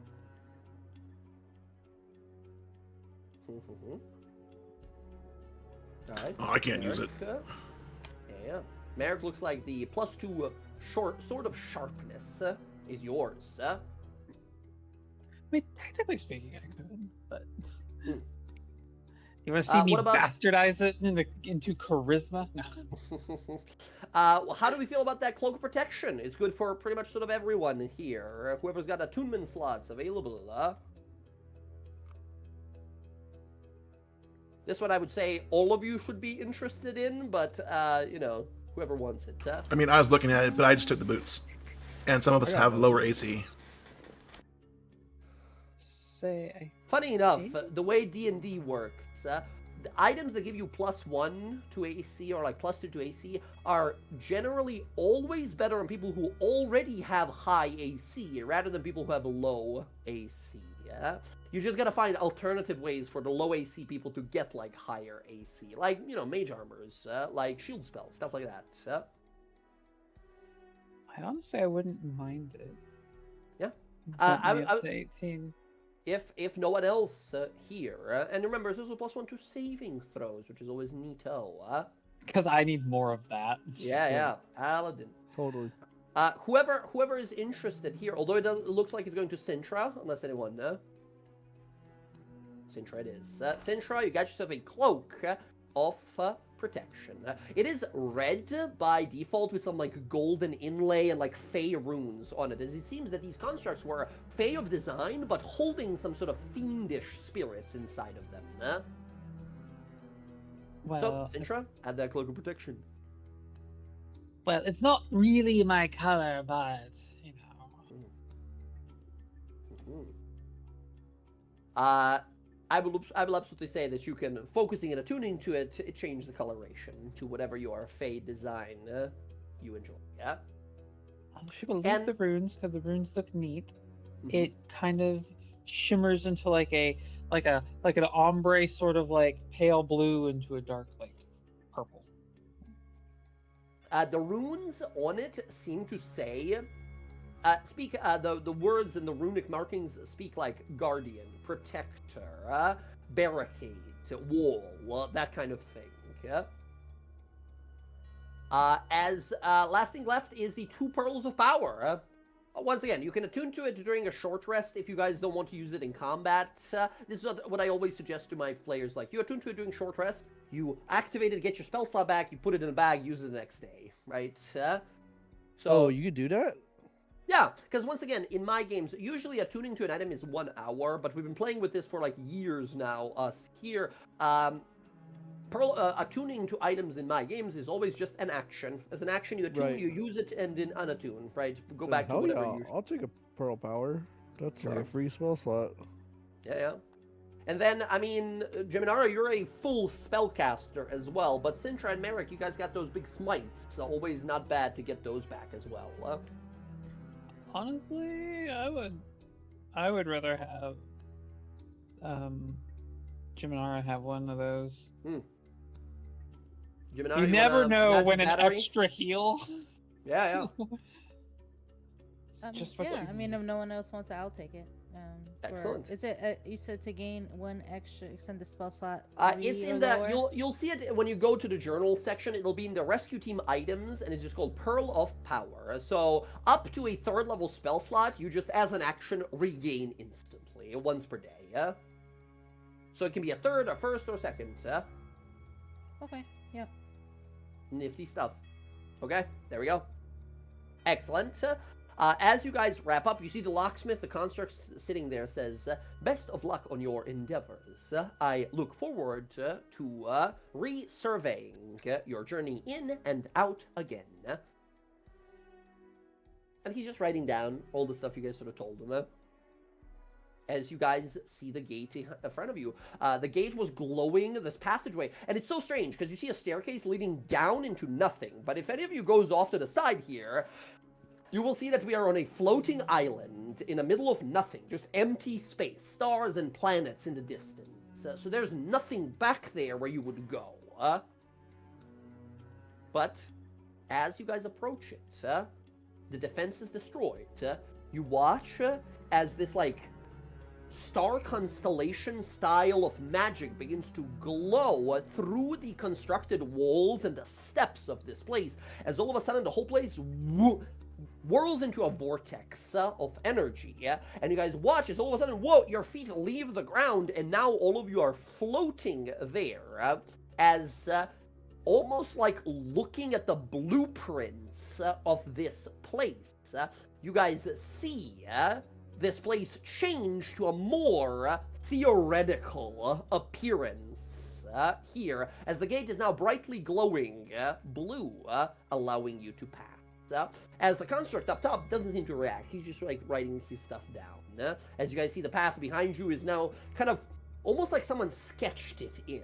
It's kind of see-through and kind of, it's incredible. Again, we don't have a wizard or a high intelligence person in the party to be like, wow, this is first draft of making a magical like level in your tower or something. For you guys, it's like, wow, flashy lights, magical, very magical. As you guys look around, the magic sort of swirling around, it's time to step on through, friends. Do whatever you gotta do in that short rest. Yeah, regain whatever you regain. Are we ready? Away. Away, indeed. You guys all step on through, and as you do, we see the sort of portal gate kind of ripple a few times as we all step on through. And immediately here, as you step on through, like, okay, we're in. Merrick, probably the first one to react here. Merrick, you place your hand on probably like Klaus's shoulder and chest here to stop him from stepping forward, as most of the party here, we almost step off of a ledge. As you step on forward, like, whoa, and you see the doorway that you just stepped on through almost goes into a sheer drop downwards here. As you stop and realize, like, holy shit, what is this place now? You guys kind of take in the place. You see, as if an inside of a tower, with walls, elaborately designed and all filled with, as you focus better, at first seem kind of like outlines or like studs or orbs of some kind, but as you focus a little better, you see faces, and not carved of stone, but of skin and flesh, eyes that twitch and move and look around. Thousands upon thousands of faces, as you look up the wall and the tower above you that seems to go infinitely beyond your range of sight for at least few thousand feet up. When you look down below you, you see a few hundred feet, maybe 200 or so, that go down towards what looks to be some sort of bubbling, almost acidic liquid. And at the center of it, a glowing golden yellow passageway, much like the one that you just stepped through. Something irregular, however. It seems that some parts of the walls are cracked and broken and destroyed, leaving kind of seams and openings in the walls. You see sort of stone gargoyles located at some of these locations, just sort of standing up and dangling in some of these spots. And the weirdest part that sort of clashes with the theme here is out of the wall itself, it seems that almost as if dried flesh has grown out with these massive ribs that push out from the sides of the walls, making a makeshift spiraling staircase going all the way down. As you guys step on through and look around, it's like, what the fuck is going on? What do we do next? You know, people say the Feywild is weird, but this is fucking strange. You know, those constructs were like kind of Fey, so maybe this is Fey too. Bone and skin isn't really our motif. I just start hopping down the ribs. And these, as you can see, they're like 5 feet in between. So we have to like, some of us who are not big strength characters, we have to do a little jumping, a little wall running maybe, or something like that. Klaus right? just starts floating down the middle. Yeah, excellent. Klaus, you're like, all right, let's just get this over with. And you look around and you see all the faces turn to look at you. You see their eyes, and some of them like opening their mouths and like screaming, but no sound is coming out. As they're like, oh, that's like yelling disconcerting. at you, but no sound is coming out. As you continue to float on down, you see some of them just looking at you like horrified. Some of them, you think in common, mouthing at you. I know your passive perception is not the craziest, but you hear someone like mouthing at you like, run, run, run, just screaming at you. But no, again, no words coming out. Quite a crazy illusion. Klaus, as you get down, you're currently maybe some 150 feet down from the top, or 140 at this point. As you do, you guys feel something move, and all of the bone protrusions begin to draw into the wall as your staircase begins to lower. As you look down some 60 feet below you, and you see the bubbling acid that awaits you. What do we do? I'm gonna just jump And aim for the door. Just aim right for the door. Woof, Superman punch your way down towards it here. Okay, excellent. Give me an athletics roll to see if you're able to like jump perfectly into it. Because if you miss even by like half a foot, you might hit the fucking ledge before you go through the portal. Possibility is a distinct possibility. Oh, nice. 23. You guys watch. Sintra leaps and woof, 13. falls. Oh, sorry, Wait, never mind. no, That was Merrick, that was. That's no, Merrick. yeah, Merrick, 13. Merrick with a 23. Merrick deftly jumps right on through, falling 60 feet and launching himself right on through. Sintra with a 13 here. You Hold on, leap. Let me see if I can do a little bit better. I don't want to bounce off of a door frame. Bardic inspiration. I can't inspire myself, sadly. Can't inspire yourself. Hey, 16. This is an inspiration roll? Yes, very good. You leap from the top here, and a 16 you sink right through as well, disappearing from sight. Very good. Swan dive. Excellent, disappearing right on through. What about the rest of you guys? I mean, I'm going to try Horse to comes help. too. Oh my god, the horse. Oh. Horse jumps in. I will say you own the horse jump. This is a combined. Klaus is waiting for everybody else to try to help him, like, Gotcha. because he's flying. Nizlik, So. Nizlik, what about you? You're 60 feet up, and the steps are drawing themselves in. Yeah, he's not going to try and jump that until the last second. So he's going to do run, dash, bonus, run, dash. Just sprinting down as fast as you can. Yeah, absolutely. Give me a acrobatics or athletics roll to keep balancing on these beams as you keep running faster and faster. If it feels like it's gonna go, he'll die for center too. But he doesn't want to do that till the last second. Gotcha. Excellent. Let's do it. Nice. You feel the whole thing move. You look down and it's like, shit, let's go. You start sprinting as fast as you can. Jump down. As the last pillar pulls itself in, you jump onto the side of the wall and throw yourself sideways, spiral downwards right through. Swish right through the portal. Yay. Excellent. And what about Geminara? So you said these stairs are moving inward? They are retracting into the wall.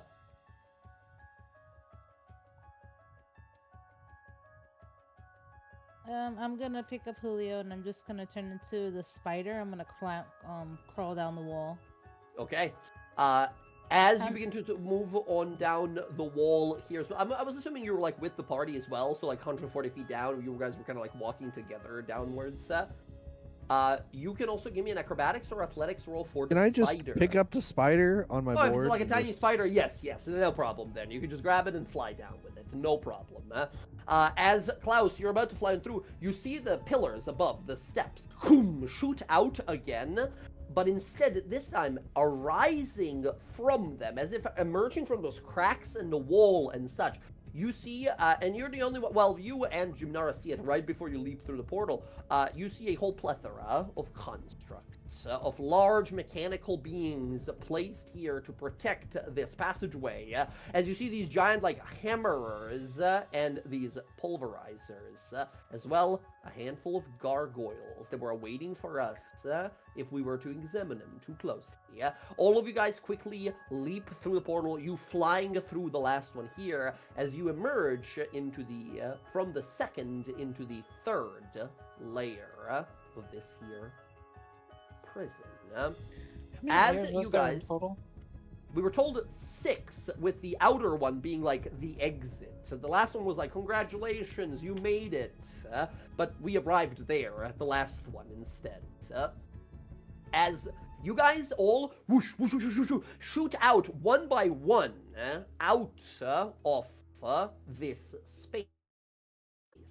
You find yourself falling through a window, and again, almost falling into oblivion, seemingly. As you all appear now, right here.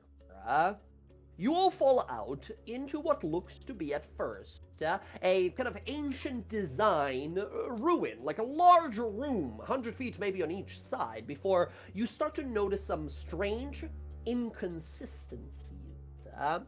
You start looking around, realize, like, wait, are we on the wall, or are we on the ceiling, or are we standing upright as you begin to see some archways that lead into what looks to be a wasteland, a cracked and broken kind of desert wasteland. But then you sort of look to the ceiling, and the wasteland is there as well through a passageway, but leading upwards. There's one also on your side, but it's sort of like on its side as well here. As you guys land here and look around, you see braziers burning and something else. You see currently, floating through this space, reading through the runes and the glyphs on the walls, are two strange arcano-tech sort of constructs. You see these mechanical doodads with multitudes of tentacles and little pincers at the top of them, who are kind of moving around with one kind of arcane eye, examining a bunch of these runes on the floor.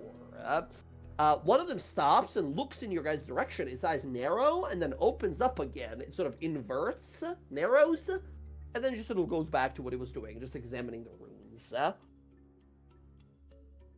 You guys see some sort of strange mental fuckery, in all honesty, as this passageway leads into this wasteland. So does this one on the left, but the one up here seems to do so as well, but like upwards. And this one kind of upwards, but sideways. And these two over here are quite literally upside down, all both leading to these kinds of wastelands outside. You see Merrick kind of grab his stomach and close his mouth. Ooh, I feel like I'm in Escher painting right now.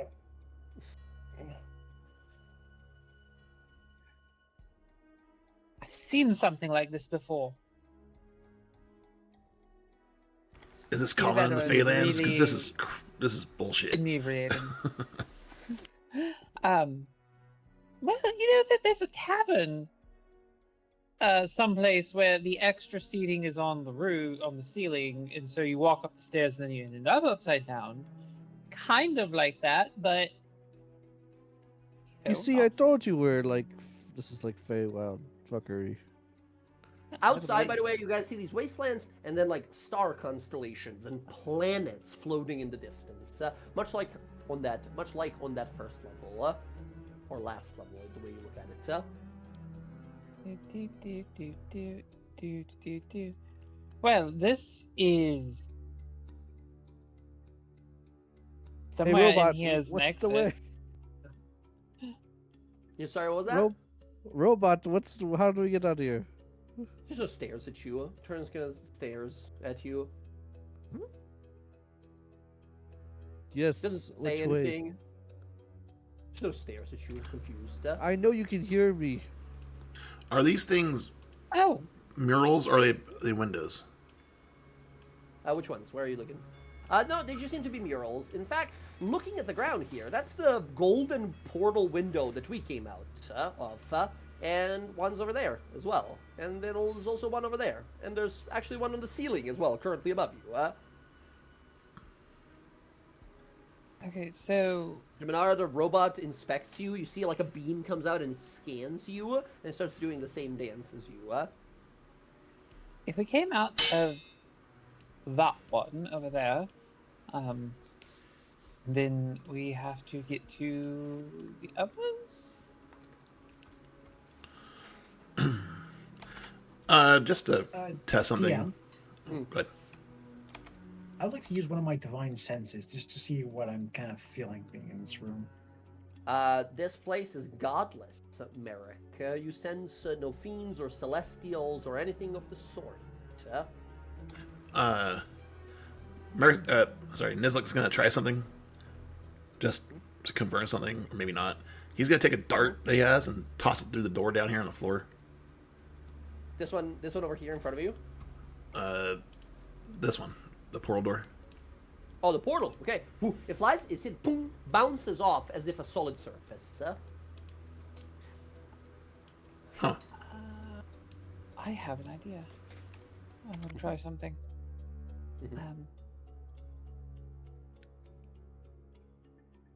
I'm going to walk over here.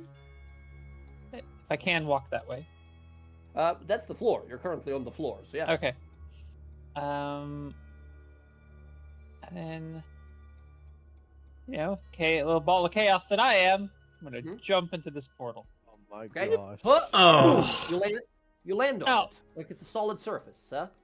You look at it like, oh, you see the golden shimmer and the magic, and tung tung tung tung. Feels solid. You weren't there at the time, Jess, but the rest of you guys do recall at this point, as the locksmith said above, that once you go through one of these doors, until you solve the problem, well, not to solve the problem, but if you deal with the defenses there, the door locks behind you, so there's no going back. As you realize, since you're here, like, oh, so any of these golden doors, they probably lead back into that weird tower chamber, so that's definitely not the way out. That's the way in, just not our way in. We came out of that one over there, but it doesn't seem to allow you to pass. So this is where we need to go. No, you think that's a weird way where you came from, even though that's not Yeah. true. Can I curl up the wall here and look at this door? You start walking the wall, and you feel your stomach flip, and all of a sudden, that's the floor for you. You're not walking up, you're walking on the ground, and all of your friends are standing on the wall next to you. You could just walk on the wall. Yeah, you start flying up there, Yeah. Klaus, and if you're like, what if I, like, tilt sideways? You feel your stomach, like, bleh, like invert itself, as you're like, whoa, as gravity flips, so that is now horizontal. That's Like weird. Like I said, like an issue. This place is cool. So, Is fascinating. Could you imagine having like a theater here? Oh, it would be wonderful. Klaus kind of like looks in the back here and sees these stars and like kind of like constellations, Yeah. and notices that there's like these star charts almost. Is there any that he recognizes, like a correlation between what he sees in the distance versus what Give he me sees an investigation in the... roll. Oh gosh, I'm so Or good at perception, this. your choice. Perception's better. Yeah, do it up. Oh yeah. 20. Looking amongst them here, you do not see any correlation amongst the star constellations outside. In fact, something you notice, Klaus, you feel wind from that direction, like come through this place, right? The forward one, I guess you're looking on through. But as you kind of look around, you feel wind coming from all of these locations. You think that all of them are real passageways. You don't think any of these passageways is an illusion. Looking on through, however, on a 20, you look about, and you see something, but just by chance, you glance and double take and see, within the eyes of these constructed arcane scavengers, we'll call them, you can see on them inscribed a bunch of runes, and as you stare at them, you're like, I swear that looks like a bunch of like a language written on this little kind of like hat or helmet or whatever you want to call it that they have.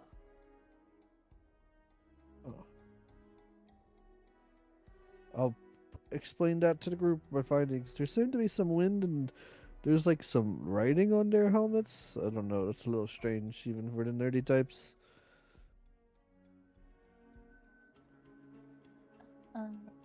Whatever these things Can you are, they're read not- it? Do you they're not need help divine in reading it? nature. They appear to be arcane, which is a little out of my expertise. Who knows arcane? Nobody raises their hand. I'm proficient in it. You know arcane. Give me a long, give me a long rest, and I should be able to become proficient in Arcana. But I'm not sure how much longer we want to stay in this place. Honestly, I think at this point, guys, we need to go through one of these doorways and interact with whatever's in there, because the golden doors are closed unless we deal with, and I point toward the two constructs. Well, let's see. Can I walk through this door, or do I get stopped? No, you walk through it. You walk out into the wasteland here, and again, your stomach feels like it flips. And I gotta do something.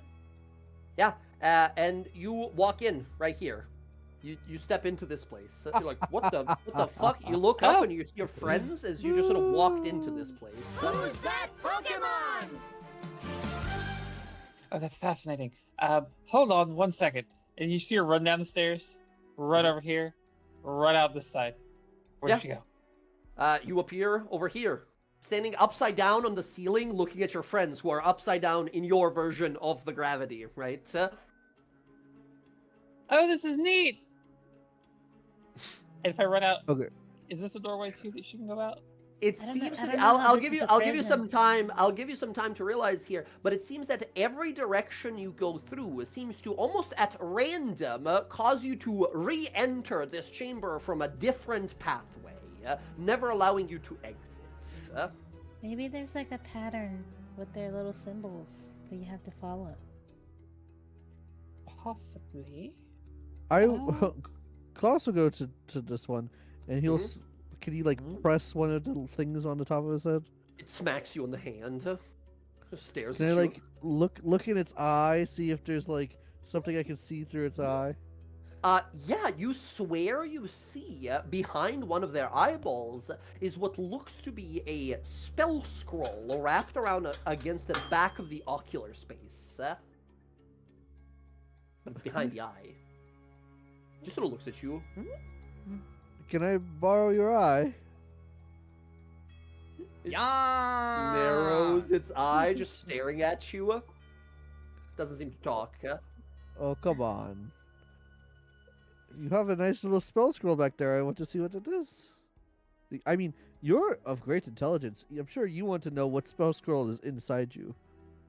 Are you trying to steal that thing's brain? Give me a persuasion roll to steal this thing's brain. 17? 17, it sort of stares at you kind of confused, and you see a genuine look, kind of like look of inquiry and curiosity, and it just floats up to you like that close, and widens the eye as much as it can for you to like look into it, but it doesn't want to remove its eye for you to look in. Okay. It's a little blurry through it, but you Uh-huh. see what looks to be a entire, like, a long page with a bunch of instructions, which at some point to you starts sounding like maddened ramblings. It says in there, in what you recognize here, Klaus, like, oh, that's weird. It's like an old-timey, kind of like dialect of common language. Pardon. You see written in here, it would look to be almost kind of like eventually kind of maddened scrollings. It says, you take the left door, you take the bottom door, you take the right bottom door, then you take the right top door, take the right top door again, and then take the right bottom door, walk to the middle, turn around, facing the bottom door, but exiting through the middle door, and then take the left door once more. And then it's under, it says, after that left door, take the middle door, but only after taking the right door 3 times in this sequence. Top, top, bottom. Then you just need to take the top door and the middle door again, and out you go. This sounds Okay, like an that's insane person's scrawlings, right? Okay, little guy, you're going with me, and I'm going to try to follow the instructions verbatim. Excellent. You look at this like, guys, I think I got it. Do you just like grab him by the hand? Because he's the size of a microwave, by the way. Like, Yeah, the I middle wanna hold part, him, it's like- got long tentacles, but the middle section is like a box, maybe. Yeah, I want to hold the box and just say, Yeah. we're going to test this theory, you know? You guys I'm just gonna- watch as Klaus starts moving randomly through this, and he's just reappearing from random directions as he's entering and exiting. Do you guys look at him? Is this a moment of like Jack Sparrow figuring out how to get of like upside down water thing, and we're like, he figured it out, go after him. Well, if he's running a potential direction, I'm just gonna follow because I don't remember what Same. all was read Yeah. aloud. That's a lot of shenanigans you heard, yes. Yeah, Klaus, like, I think I got it. As you start running through all these, and at one point, you guys watch him enter, and whoever's the last in the line is that all of us are entering this place. You don't see the rest of your friends exit. And you're like, that's it. And you jump through that last one as you guys follow this sequence of instructions. As you guys step out, instead of back into that strange Rubik's Cube-like room, you step out into that wasteland you saw around. As all of you look around like, hey, let's go, we fucking did it, let's Oh, God. You enter a place that's 10 times as worse. Did as Claus keep his you friend? guys- Yeah. Sorry, what? Did Yeah. Claus keep his friend? Presume Sure. the construct doesn't seem to be able to leave on the last one. He just boom slams into okay, it interesting. and Okay, got disappears. it. I certainly hope Thank that you, the friend. directions out of here are not in the other one's head. You step out now into the wasteland after following that convoluted set of instructions, and you see a broken badland with tall stone pillars that rise from the ground around you. And then you begin to take notice that these pillars almost look like, quite literally, fingers, thumb, hands, but sort of randomly, at random occasions. You see around you vast empty space, stars and planets and constellations, and these hands and fingers sort of look behind you, and about 5 by 5 by 5 feet is the room you were just in. That entire building, it's about the size of a small crate behind you. And behind it is just sort of this broken wasteland that sort of falls off the edge of the world. But there, at the edge of the world, you see fingers holding the back end of that space. And then you slowly turn your attention forward as all of your eyes sort of go wide-eyed as you grip for your weapons and such. You see the wasteland that stretches out some 100 or so feet. At the back of it, rising like a statue, like a monument, is what you imagine God might look like. You see a featureless face with a crown of fingers that emerges from its forehead. You see hands inscribed with runes and writings. One set of hands, second, third, fourth, fifth, second. Dozens of arms and hands. And outstretched behind it are long arms with wings made out of fingers of different kinds of hands. And where its chest would be, instead is a giant gaping maw with a tongue that is currently moving, maybe 40-foot long tongue that is currently moving, and a jaw full of teeth as you guys exit that puzzle room and are now located here. That's the puzzle room we just stepped out of. That is what looks to be a statue of some sort of a god. Like a matron. As you stare That- on out. Go ahead, sorry. Did we find the one mad god that's been like diced up into pieces? You see the mouth groan out. This loud noise. You hear the smacking of the saliva beneath its tongue. As you hear this voice, loud alarm-like sound. You hear intruders detected. Warden B01 deploying. You hear this sound, and you look up, and you see like a meteor falling down from just like empty space. Cratering the ground is a large machine of gold and copper that begins to rise slowly as green energy slowly sort of rises from its body.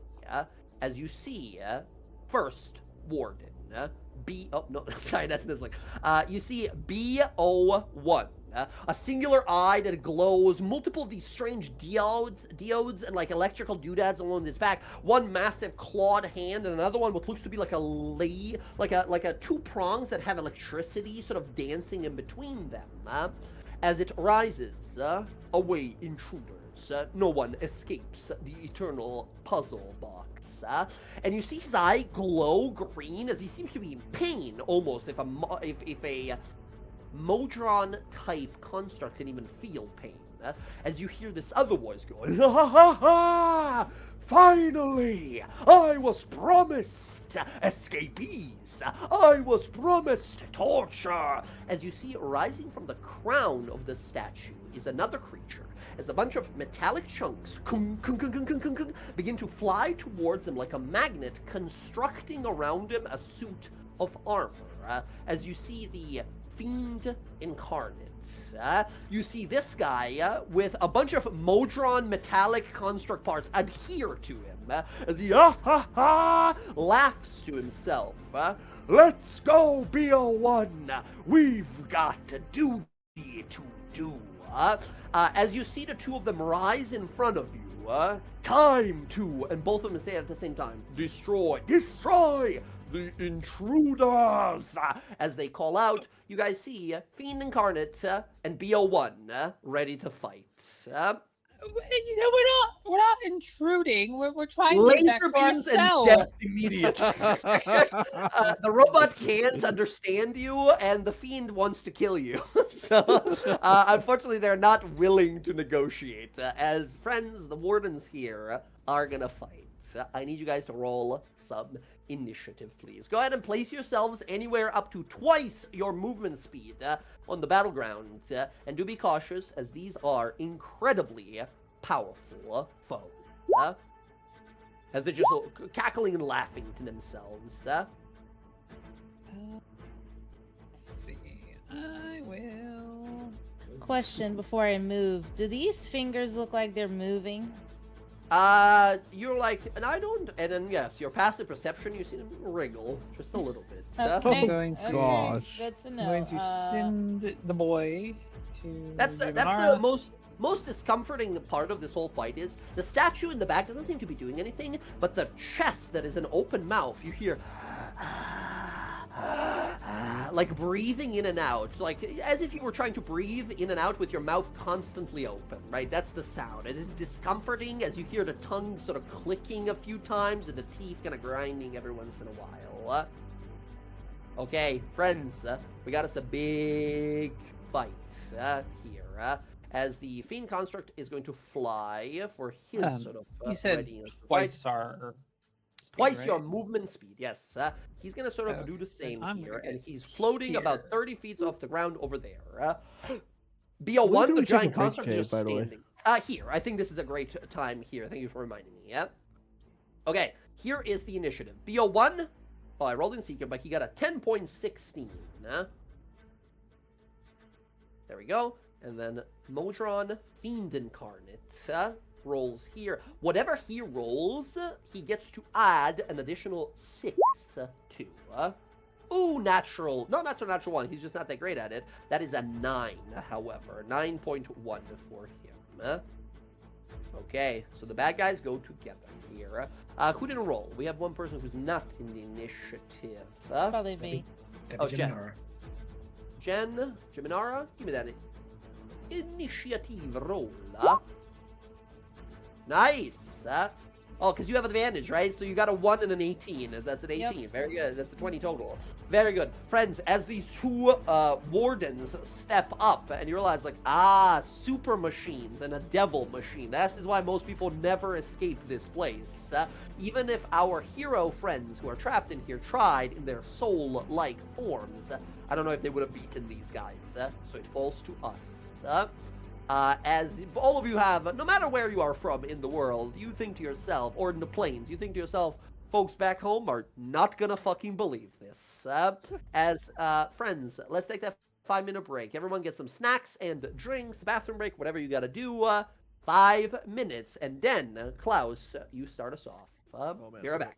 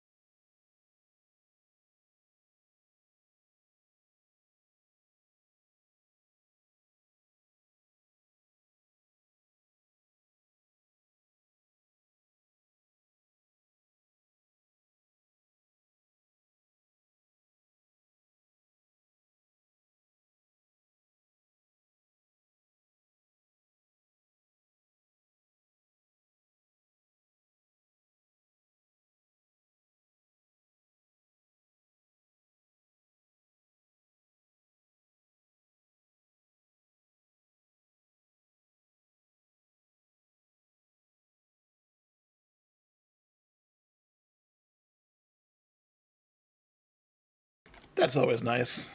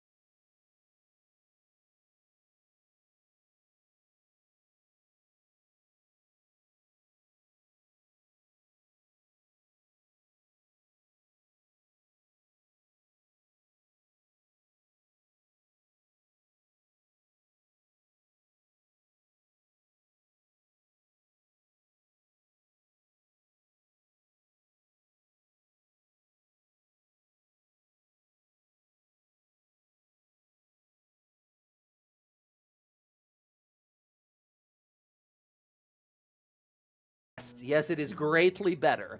And then also, Jess, to sort of, because I know you like to think of clever sort of ways to go around problems and such. The reason you can't here, because he has a axiomatic brain, which means you can't tell him to do something he's not already been told to do. It's the one guy you can't persuade to do stuff, unfortunately. As you try to explain stuff like, wait, no, we don't have to fight. He's like, we have to fight, and he comes at you, right? I can fuck with that, right? Like, your primary directive is keep prisoners inside. You're about to kill us. Your prisoners are gonna die. Hey, that is a great. So he's a robot. It's gonna be a difficult deception roll, but not an impossible one, to be certain. Because nothing is impossible. Well, I don't like saying that, because the first time I said that to my like home group that we've been playing for like 8 years now. All of them go, I jumped to the moon, Jay. I was like, no, you can't fucking jump to the moon. Fuck off. Go get a flying ship and then let's go to the moon. But yeah. So jokes aside, friends, these are the initiatives. Our enemies are powerful and very dangerous. They have a simple directive. The big robot is here to stomp anyone who tries to escape the prison. The big demon is doing this because he likes to, right? He just wants to kill you. And he seems to be some sort of a... so some of your guys' characters, I don't know if many of you, but I'd say probably Master of of Information, Merrick, for sure would have heard about it. Klaus definitely would have heard about these kinds of creatures, but Sintra and...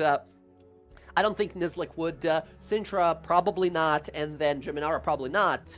You guys wouldn't even know what a Modron is. A kind of a construct creature that exists. You think Merrick and Klaus, you think that this big guy is some sort of a construct Modron-type creature, while the other one, although it does look like a beholder, it is not. It is a fiend. It is like a demonic creature wrapped with a bunch of like Modron armor.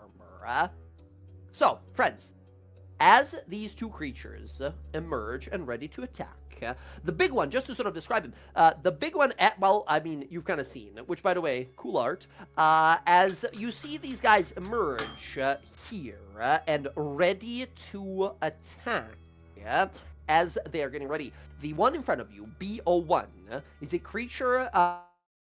he is 60 feet tall. Yeah. He is truly colossal. Not even gargantuan, he's beyond that. He's colossal, right? So 60-foot mecha, right, stands up with green glowing eye that's flickering with electricity.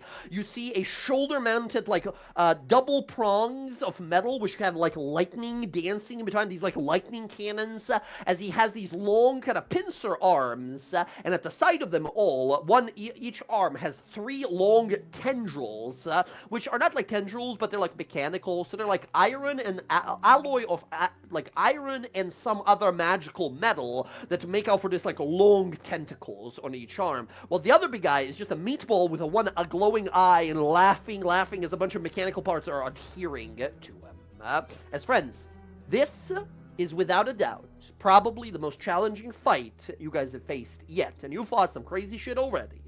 So let's do as much damage as we can, as fast as we can, because this is a very deadly situation. That said, I believe in you, and good luck. Let the combat begin. As the giant construct stands up to its full height, it raises its pincered claws. We see its eye. Boop, boop, boop, boop, boop, boop, boop, boop. Scan, all of you guys. Combat simulation beginning. As it starts to move forward. Klaus, you're first. Not so fast. What you got? Yeah, I think I'm just going to hex him. I want to hex the robot. You hex the hexaton? You don't know it. Well, you maybe know it, but this type of a creature is called the hexaton. So That's there hilarious. You go. Yeah. Does that make him whatever 12-sided is?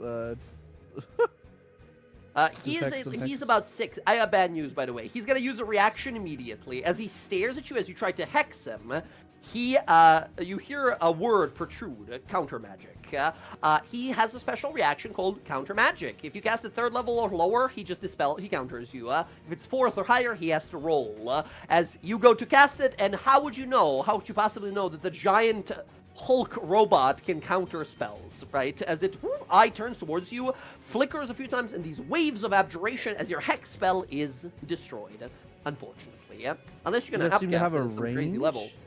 The exact range you're standing at, 60 feet. Stupid.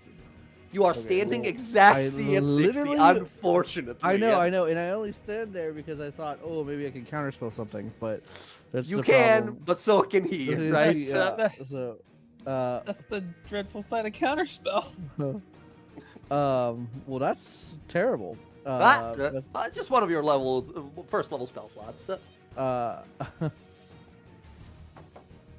So, what now? Honestly, he might wish he countered the fucking Eldritch Blast instead, but he'll learn. He'll learn that. Yep, Eldritch Blast coming his way. Here we go. All right. Did he use his reaction to do that? Yes, he did. That is a reaction for him. Haha. Okay. Mhm. All right. So first one with the mark. Here goes. 19 does hit him here, doing 14 points of damage. Klaus, he's gonna use a reaction. As you're like, what the hell? As Hexaton has 3 reactions per turn. He turns towards you, and you watch the laser-mounted cannon aim at you and fire a lightning rebuke. I need you to make a DC 16 dex save or take some lightning damage as it fires off this lightning laser at you. 15, you just failed, taking 16 points of lightning damage. That's a lot. Yeah, as you look at this guy, you realize, like, fuck, this thing is dangerous. It can counter and rebuke damage up to 3 times per turn. Now, that's a deadly foe to deal with. All right. I shot my second Eldritch Blast at him. Yes, second one goes out. You shoot 10 points of damage. Huge, You gonna do it again?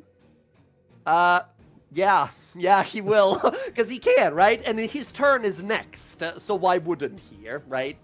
Unfortunately, I need you to make one more dex save or take 18 damage that time. Why did I say that? I shouldn't tell the J. You reminded me that, yes, he can do 15 again. You took that cloak of protection, right? No? Well, all right, that is 18 points of lightning damage. Whoop, I'm already halfway dead, guys. Halfway there. 2 so both from the shoulders, like boom, boom, fire off 2 lightning blasts that hit. Okay, Klaus. Fuck this guy. That's gotta be your turn. Oh no, right. I'm getting the hell out. I'm going to. I gotta get away from this guy. You look around and you realize, like, wait, maybe I can get some cover. There's these hands that are wriggling and moving, these fingers, as well as the box that we came out of. That's that whole room, right, that we were in. It's now like a 15 by 15 box. I'll go 40 feet, that away, trying to make my way over to the box. You want to be, like, on the ground level, flying, like, gliding along the ground? I'm, like, 20 feet up. So 20 feet up. So that's a 15-foot tall box. So it's gonna see you over that. Okay, so I will go down to 10 feet then. 10 feet. Okay, gotcha. So you're still not like it can still kind of see. I know. But I don't think you can move. It's a big map. I yes. can't. Yes. Klaus, it's got one of those like lasers trained on you as it turns back to the combat. Okay, next up, BO1. The giant construct looks around amongst. Yeah, he's just gonna focus on Sintra and Merrick here as he turns around and he sees Nizlik sort of moving further away. You hear him sort of proclaim, debilitate the frontliners, destroy the armored ones, slow down the fast ones. I'm not armored! Battle tactics. As he's just gonna he makes 2 tentacle attacks, and then 1 pincer attack. The tentacles, let's go here. He's got 6 of these tentacles. Sintra, 1 for you. Sintra, that's a 17, which I think misses. Thank you, Cloak of Protection. Yeah, and then Merrick, 1 for you. Oh, I double tapped it, but that's a 21, unfortunately. Yeah. It does hit. Merrick, that is 13 points of piercing damage. As he grabs you with these sort of pointed and spiked tentacles that squeeze and sort of serrated blades cut into you. Okay, you are grappled. He picks you up. Merrick, he lifts you. You are 40 feet up right now. Okay. Oh no, you're outside my aura! Okay, just picks you up. Last one, Sintra, he looks down to you. You watch that kind of claw hand he has open and put around you and tries to slam onto you as he's kind of trying to do this pincer attack against you. That is a 27 against you, Sintra. Sintra, that's 14 bludgeoning. Silver barbs, yes, absolutely. He is going to counter it. As you go, he has his reactions back, right? So he is going to use one of them to dispel or counter magic here. Sintra, that's going to be a 27 for 14 bludgeoning and 14 force. And I need you to make, that's wrong, it should be DC 16, still high. Constitution saving throw, or you become dazed. Dazed is the one where you have 16. It should be 16. It says that by mistake. I'll fix that. Okay. 17! Oh! Hey, that's with a bless. You have bless enabled currently in there. I don't believe you have bless on right now. So, Sintra, 16 means you become dazed. Half movement. On your turn, you can take an action or bonus action, but not both, and you have no reactions. As he snaps you with it and zaps you in between. So he puts the pincers around you, and you feel each side of it begin to pull like a magnetic field as your body's like lifted and pulled apart as you're being like boom, boom, boom, boom, boom, boom, boom, slammed in between the two pincers as you feel kind of like dazed immediately. Yeah. Okay. Yeah. That is the big guy's turn. Next up, Geminara. Geminara, he still has 2 reactions. He punishes people who attack him and tries to counter people who cast spells around him within 60 feet. We're doing damage to him. We're doing solid damage already, but he's doing a lot to us. Who's hit him? She's gonna drop her totem right here. Okay, totem. That is not a spell. He cannot stop it whatsoever. Very good. Excellent. I'll summon it. Your unicorn? Which one's coming out? Oh, unicorn is coming out. Unicorn coming out. You can place it wherever you wish there. Okay, unicorn is out. And remind us, by the way, it's been some time. What does unicorn do? It's gonna heal everyone when I heal them, if I can. Healing means more healing. Very good. Okay, so he's got that reaction to try to counter stuff. And if it's a 3rd level spell or lower, it just doesn't work. He immediately counters it, right? As long as he has those reactions. But he needs to see you to do that. Yeah, but does it count when I cast things through a staff? Is that still counting as a counter spell since it's because you're still casting a spell. You're still chanting a spell. You're just summoning it from the staff, using the staff's power instead. If you want the totem, I think you have to use a spell slot. I think it's a free thing, right? It's free. It's free. It's not Shepherd Druid is the weirdest one because no, it's like you have this totem that doesn't even take a wild shape or a spell slot or anything. You just put it down. There it is. No, I thought the totem was you have to heal with a spell slot. Oh, that, yes. If you heal with a spell slot, it does its thing. Yes. Alright, so that said, Geminara, you can either try to cast some spells that might be countered, or you could try to hide your spellcasting somehow. I don't know how high this is. This is just a chasm, right? This is just a big hole here. That's a hole. That's doom, oblivion below. But there are these big wriggling fingers around. Yeah, I mean, I can go twitching next a little bit. to it. I can go here, I guess. Take Julio with me. Moving slightly. I will heal Merrick with a healing word. If you want to do this obscured without the creature noticing, you have to give me a stealth roll. Yeah, that's gonna be bad.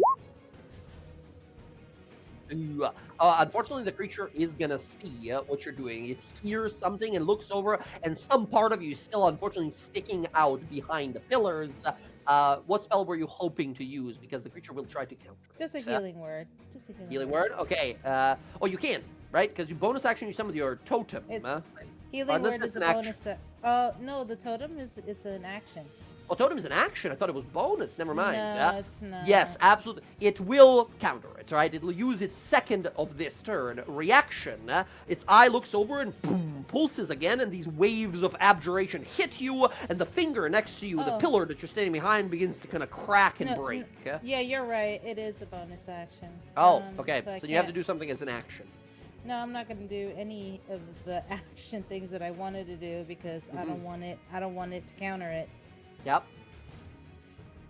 There is, I will say here, Jen, there is a way to cheat this, because I'm telling you guys mechanically what this does, so you guys can kind of work around it, but what you could do is ready a spell for when he no longer has reactions. No, because I want Klaus to be able to cast spells, so I'm going to cast a cantrip at it, hoping that he will immediately, whatever it is. It doesn't seem that he's smart. It doesn't seem like he's smart enough to discover what is dangerous spell, what is not. He's just, the first thing he sees, he goes, nope, right, cancels it. Yeah, so I'm gonna do that. Whoosh. You throw out the starry wisps, he looks over, boom, eye vibrates, and waves of sort of disruptive energy, the starry wisp disappears into as many gold, as sort he of can moonlight. use on my shit, that way Klaus That's will be the able to second attack reaction gone. Okay. Okay. And then I can't move this totem. Oh, you can't. Weird. No, I can't even click it. Weird. You should be able to now. You should be able to now. Okay, because I want to put an aura here. Yeah. Do what you gotta do with it. As Jen, I think that's going to be your turn for now. Yeah, do I you want decided Julio to help someone? Have Julio help Sintra. I'm not standing next to that wiggly finger. You fucking lob Julio in there. Julio rolls on the ground. Julio is here next to you, Sintra, in the Paladin aura, trying to help. Oh. Maybe he can steal something from that. The 40-foot tall robot man? Yeah, he'll try. All right, excellent. Jiminara, I believe that is going to be your turn as Sintra. Sintra, we go to you. This guy's got one reaction left. You kind of figure him out by now. He dispels whenever he sees something, and he lightning blasts whenever he takes damage. Perfect. Well, Leo, we're going to we're gonna burn some reactions. You ready, buddy? You ready? Okay. I'm gonna bonus action lay on hands myself. So I'm gonna excellent. dump that into me. Bonus action land hands. How much? Let's see, I took 28. I'll put 28 back in because 28. I don't know Let's how hard go. this is gonna hit me. Yeah. Absolutely. So we're going back up to That's the aura. 75. All right. All of you guys should be able to see that aura now. And then Mark of the Eternal Summer goes off. Mark of the Eternal Summer, yes. So, Sintra, you do 3 damage to everyone around you who are enemies, right? So the big robot takes 3 points of damage. Okay, very good. aha! And then Sintra, I have bad news. As your Mark of Eternal Summer does 3 points of damage to this thing, it turns towards you, turns the lightning cannon towards you, and it's going to use Lightning Rebuke, the last reaction it has this turn. Sintra, that is a DC 16 Dex save as your fire damage blasts him. He turns the cannon. Oh, nice! You take half, so 10 points of lightning to you. And the big robot is out of reactions. We're done with them already. Nice. Whippy. there we go. And then now we're gonna go attacking. So we're gonna get advantage. Remember, you're dazed. Use your bonus action, so that means you can't use your action this turn. How long does the daze last? Until the end of your next turn. So this turn. So I think that's all you're doing. Unless you're moving, and keep in mind you have half movement. Once again, the dazed condition is the condition I use in my games instead of the stunned or paralyzed. This effect, by default, does a paralyze effect, which I think is very boring. So it's, you said it's so till the start of my next turn? No, to the end of this turn, basically. Oh, to the end of your next turn, which is this turn for you now. Okay. Cool. So that unfortunately means you're healing yourself and chilling for this turn. All right. Reaction, so we're good. Yeah, no reactions from him left whatsoever, as that means now we're gonna go to Merrick. Merrick, you see fucking Nizlik sprinting towards the giant demon that's arriving. The giant demon that is like floating up, that these construct pieces are flying to him. You see full-on Doc Ock, a bunch of like tentacles, metallic tentacles slap onto him, as he now has like a spider body that he's walking around the ground as well. Okay, well, first of all, bonus action, I'm going to drink one of my common healing potions, doing healing for myself for 2d4 plus 2. Very good. The Mark of Summer activates, immediately doing 3 points of damage to him. Nice, 5. Not bad, not bad. Boom. Little fire explosion. 5. So we'll move that from the damage. So bonus action cast that. Yeah, so is technically is Sintra is within my range. Technically, of what? Sneak attack. Because yeah, she is adjacent to the enemies. That's all you need. She just needs to be adjacent to the enemy, which she is. Even though you're like 40 feet up. Okay, then I'm going to, having unattuned from my Ouroboros, I'm going to, from my back, pull out Sunder. Yes. Two-handed. Oh. I'm going to stab down into the tentacle that has me grappled. Hell yes. Go right ahead. The damage you do to the tentacle here will be the damage you do directly to the construct. However, if you do 20 or more points of damage in a single strike, you sever the tentacle and free yourself. Just keep in mind, you're 40 feet up. 20 will definitely hit. Now, if you do 20 damage, you cut the tentacle off. Nice, 20, and you 23. do 23 points of damage. You cut through the tentacle, doing 23 points of damage to the big construct, and free yourself. Merrick, you can, if you want to, either give me a dex save to catch yourself and land on the construct if you fail, or you can choose not to do that. In either cases, failing or not choosing to, you're going to fall 40 feet directly down. I'll try and stay on top of the construct. Okay, give me a dex save. Nice. 18. You slash through the tentacle, and as it's falling, the construct like turns to look at you, and we see you sprinting down the length of the rest of the tentacle that begins to sort of fall off the body, as you are now on the shoulder of the construct. You're like in between. You see these like prongs of like these tubes that he has. You're like in between the tubes right now. Once again, 40-foot tall construct, Colossus. Gotcha. Okay, you're up there. Very fucking good. Nicely done. And this was no steady aim, right? This was just a stab. Yeah, Correct? I use my bonus action to drink a potion. So Right. Thank you for reminding me. Nicely done. You free yourself. Very good. You're up on the construct here. Very good. All right, Merrick. That is going to be your turn, as now we go to the Modron Fiend Incarnate, the Planar Incarnate, we'll call it here. It stares on out towards Nizlik and laughs uproariously. Obviously, this creature is some sort of a fiend, a demonic creature. You hear him, these broken yellowed teeth. Ha ha ha ha! Look at this one! Elf souls I've desired for ages. Burn away! And you watch as his central eye begins to glow, and a concentrated tractor beam just like blasts non-stop, like a continuous beam of energy towards Nizlik. Nizlik, this guy is gonna fuck you up, or he's gonna try to at least, as he's gonna unleash. This is just for you, Nizlik. A DC 16 con save, or his planar exhalation attack does 28 necrotic damage to you and blinds you if you fail. As this beam just like bonk, continues blasting into you. I am going to use my inspiration for that. Inspiration, okay, let's go. 16 is Come the on. number. Fingers crossed. Oh my goodness. All right. Not so much. Nizlik, you take 28 points of necrotic damage, and you become blinded until the end of that guy's next turn. So you're gonna be blind for a while here, unfortunately. As he just... Sorry, DM. I am. Yeah, question: Has it still been an hour off since we've entered this puzzle?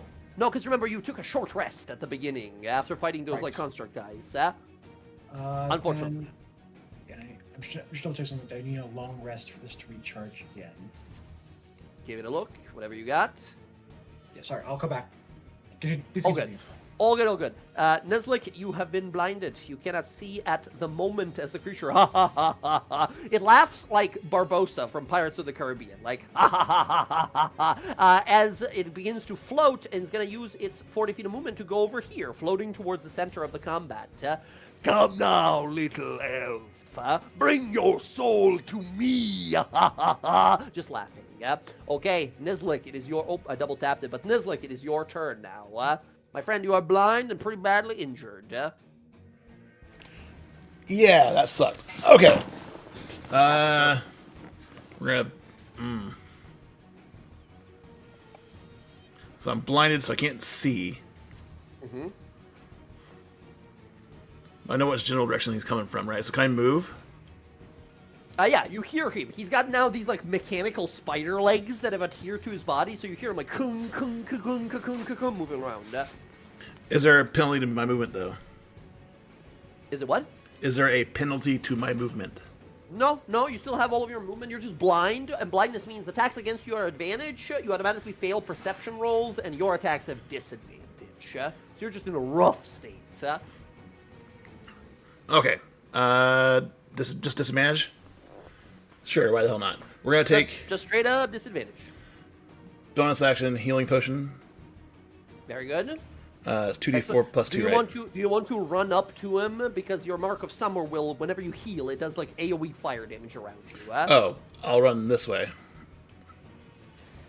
Gotcha. Back in the healing aura here. Very good. Yeah. You drink the potion, go ahead and heal, and the big robot will take 3 points of fire damage. That's 2d2 plus 2, right?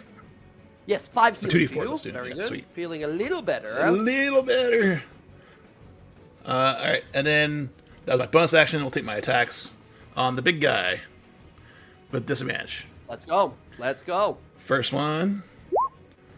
14. 14 will miss with disadvantage, unfortunately. That's actually, no, I was going to say that's a 19 because, no, Merrick would have had it. I forgot that Julio was helping, and Julio helps against a person, not to a person. I forget always. But yes, 14 will miss here. Second attack. 17. 17 is the AC, even blind, you hit. Okay, and then why the hell not? We're going to hope you roll 1, maybe. I don't know what his constitution is, but we'll do Science Strike.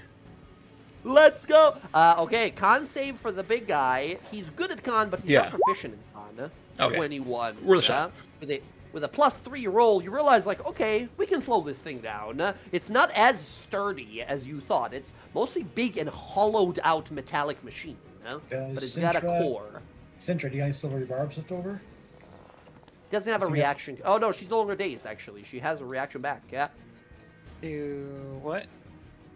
Yeah, but I'm not blowing them on every high roll. I'm waiting in case they go after, like, Jimnara and some of the people. Yeah, sorry. All good. Oh, that's right. Done. Done. Like boom, boom, one hits. That's going to be 6 points of damage. And because that's me. Because they succeed, Stunning Strike does have an ability here that says when a successful save, which they just got, their speed is halved, and until the start of your next turn, next attack roll against them has advantage. Right. So next person attacking them has advantage. That's really good. Okay. Nizlik, still blind, unfortunately. Alrighty then. Nizlik, that's going to end your turn. If I'm over here, can that guy see me? You can't give me a stealth roll at the moment here, but unfortunately, yes, he can definitely see you in between the legs of this creature, because the big guy robot is, like, moving and attacking, so every once in a while he'll see you. All good. Okay, good try. All right. Next up, Klaus. Your turn. You realize, like, okay, this thing has range. From where you're at right now, it doesn't have any more reaction. So you are totally safe to do whatever you plan to do this turn. Great. Yeah. So. You're a little far away from for Hex. No, you're perfect for Hex. Actually. No, this is calculated, Jay. What are you talking Calculated. about? Let's go. Man, that first turn totally threw me off, though. I had my plans out the window, but it's yeah, we gotta. So did I? Hey, I'm here to ruin your guys' plans, as you guys are here to ruin mine. Did I notice that he was resistant to any kind of damages? Nothing. Takes everything. Nothing, that's okay. If anything, knowing that he's a construct, you think to yourself, Klaus, we probably can't frighten him, and we probably can charm him. I don't know about anything else. Gotcha. Okay. Robot brain. I'm going to... Oh, wait, I'm curious, just for my curiosity, how far away am I from that guy? I'm 140 from that guy. That guy's far. Yeah. He's far, but not as far as you'd think. Whoa, so... That sounded like a threat. What the hell? All right. What you got? So I will for sure bonus action hex the dude. Robot Yeah, or the demon? The robot. I get 90 Okay. feet. So yeah, the Robot is hexed. Robots. Dark red misty magic encircles him. So and then You look up, even in this magical space, one of the distant stars turns red as you smile to yourself. Yeah. So and Alright. then this turn, I think I'm just setting up. So yeah, we'll just hit it. Some Eldritch Blasts, and then next turn will be some First one has amazing- advantage because of the stunning strike. Great. Oh, it's not every. It's turn? not stunned. No, it's not stunned. It succeeded, but new stunning strike says even if they succeed, next attack against them has advantage. Oh, Stunning cool. strike got a buff and a nerf at the same time. First start. 30 fucking hits. 20 damage. That's what we needed. Big damage. Very good. Okay, chunking through him. Chunks of metal flying off. Nice. 26 also hits for 10. Massive. 30 points of damage to that turn. Low roll. As you boom, unleash these beams of energy impacting the creature nonstop. Very nice. I'm going to get behind this. Excellent. Very good. Excellent. The giant fiend construct is going to use a reaction as Klaus. When you end your turn, these creatures have a special ability. These creatures don't have any legendary actions, but they have these reactions that kind of work like them. For example, he has a reaction that's just called teleport. It says immediately after a creature that the incarnate sees ends its turn, the incarnate gets to teleport 120 feet. Actually, that's a very good point. He cannot see you.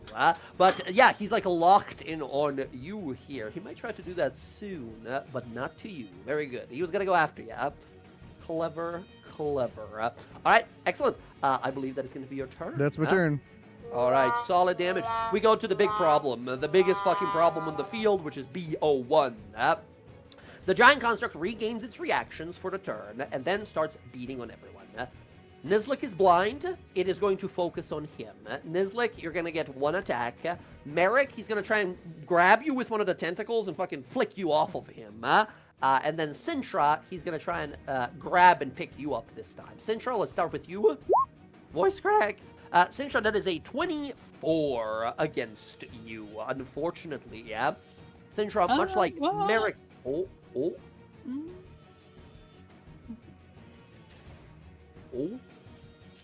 Well, This is the one that grapples you.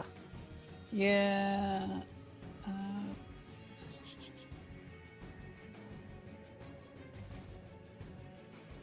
Yeah, I will let it take me. Just hold your arms out. Excellent. It grabs you. You take 18 points of piercing, and now you're 40 feet up as it lifts you up to its level. Okay. Grappled at the moment. All right. Merrick, same situation. Tries to grab you. 27 for you, Merrick. Merrick, Yeah, that's I'm also 16. gonna. uncanny dodge. Uncanny dodge for half. That is 8 points of damage. But Merrick, as you're trying to moving in between these like electrical diodes and doodads and electrical sort of fields, one of the tentacles shoots out and grabs you by the leg and picks you up again. As both of you are now grappled here. Well, you're in his space, but yes, just to keep it there so other players can see you. And the last one, Nizlik, he's going to smack you. He sees that you're blind. Nizlik, that means he has advantage on attack against you. So here's a question. Oh! Here's a question. Yep. What's your question? Not that it's going to matter because but I was going to say, he's lifted me up 40 feet and he's looking down at the ground. Yeah. Could I use silvery barbs on him? Because I'm up here, he's looking at the ground, he's clearly not seeing what I'm doing. I see how you mean that. You could, however, silvery barbs don't work on natural 20s. That's the one rule we have for silvery barbs. And Sintra, it just so happens it got a natural 20. Nizlik, while you are blind, you feel two metallic prongs grasp you from each side. You guys watch as this creature lifts Nizlik 40 feet into the air and spikes him into the ground. Nizlik's body bounces some 10 feet off the ground, if he's even alive at this point. Nizlik, how much damage is that? That is way too much damage, I think. That is 10 and 13. You took 45 points of damage. Oh, whoa. Yeah, it's not going to matter.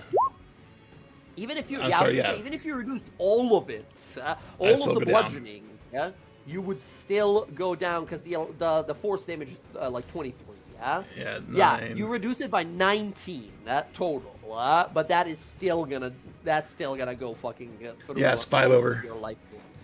Yeah, unfortunately. All right. Nizlik, you are slammed into the floor here. Nizlik, you are unconscious, but I do need you to make a Constitution saving throw to see if you're also dazed. Should you wake up during the turn, it might matter. You are not dazed. Very good. You resist the daze effect. That is BO1. Geminara, it is now your turn. Yep, I'm gonna try to go behind this finger. Mm-hmm. And I'm gonna try to cast Aura of Vitality. Okay, another stealth roll. Another stealth roll to see if the creature sees you doing it. Unless you're also already beyond. Yeah. Oh no, you're still within its range. You could just walk more than 60 feet away from it, and that way you can cast it without him being able to counter you. Okay, excellent. Now he just can't. So you just cast your spells as normal. Aura Vitality. I can probably Aura Vitality. Yes, you can. It gives you a 30-foot radius here. Excellent. You're now concentrating on Aura Vitality. Okay, that's your action. What now? I know. If I heal him, it's just gonna counter it. Yeah, the range is problematic for sure. What about... You can cast through your familiar and be outside the range. You have my familiar, and it has to be touch spell. Yeah. Yeah, but... Yeah, you could... From there, you could cure wounds, me, and trigger your... It's gonna give him temp HP. It's not gonna heal him and bring him up. No, it's not temp HP. It's your level in healing. Hold on. Yeah, I'm not seeing any temp HP. Yeah, I think that's the Dreams Druid. Huh? I think that's a different kind of druid that does that. Yeah, I think you're doing it. Yeah, Aura of Vitality is just straight up healing, I believe. And Dreams Druid is the one that goes like temp HP. Yeah. Yeah. Aura of Vitality. Yes. Yeah. Straight up healing. However, it is an action to cast. Right? Yeah, it is. Yep. So you have it set up. But Aura and I already cast an action to cast Aura Vitality. Yep. Do you not get to use it like the moment that it comes out, do you not get a free trigger of it? No, the way it works is basically she gets a 30-foot radius for 1 minute, and every turn she can use a bonus action to just throw out some healing. Yeah. So technically, Geminara, you can just walk. If you're within 30 feet of someone, you can just walk up, do the bonus action healing on them, because that doesn't count as a spell. The spell has already been so cast. it doesn't count as a spell? It does not? No, the stuff that you do on like following turns and this turn as well, that's a bonus action. No, that's already ongoing magic. He can't counter that. I didn't know because it was considered a since it's considered me casting something, it would be. No, you've Funny already enough, cast it doesn't even count as casting. It's an already ongoing spell. Oh, okay, then I'll heal Nizzling. I think, I don't know if you're in range. 35. You're 5 feet shy from healing against a 30-foot radius sphere around you, huh? I don't know how much movement you got, huh? Man, now thinking about it, those jumping boots could have been useful to you in this situation, but it is what it is. So you had to walk more than 60 from him, so you needed to be more than that lineup right there. Yeah, so I was here. Oh, you can't. No, I see it. I don't think they can see it, but I can see it. Oh, they can I see was it here. well, I went this way, and then I went back this way. right, but that's you were here for 15, and this is 35, so you're 5 feet shy to move there. Yeah. I did leave you my horse. I don't know Oh. why your horse was with. I mean, I can't move your horse, so I don't. So I left what it you could here have done, when I was gonna say what here. you totally could have done, use half of your movement to jump onto the horse, and then just use horse's movement, which is much faster. Well, I was on the horse, but I can't move the horse with me. Oh, you can't move the horse. Gotcha. Oh. The horse has 60 feet, so you have plenty of speed still. The horse still has 25 feet of movement that you can use. Okay, then I will go only 5 feet. And then dash. No, just 5 feet. Just 5 Okay. feet up. Jen, I'll be moving Kelpie if that's all right. So you don't have to, or if you want to. I don't want to whatever. be any closer to whatever the fuck this is. So Yeah, absolutely. Okay, bonus action. Who you healing? Oh, Nizzlik. Nizlik. Okay, give me that 2d6. As the healing will activate the mark of the summer, doing 3 points of damage to the big robot. 5 healing to you, Nizlik. Nizlik, you awaken from your unconsciousness. Five Awesome. Thank you, Jiminara. 5 plus 7. Because of the unicorn. Oh, because the unicorn, extra 7 to And then 7 you. to Merrick and 7 to. 7 to Sintra. That's and 7 to huge. yourself 7 to as me. well, right? Yep. Everyone gains in that circle 7 extra hit points. We need that. Let's go healer. Awesome, all right, Geminara, very good. The giant fiend in the back says, look at that. Hope, healing.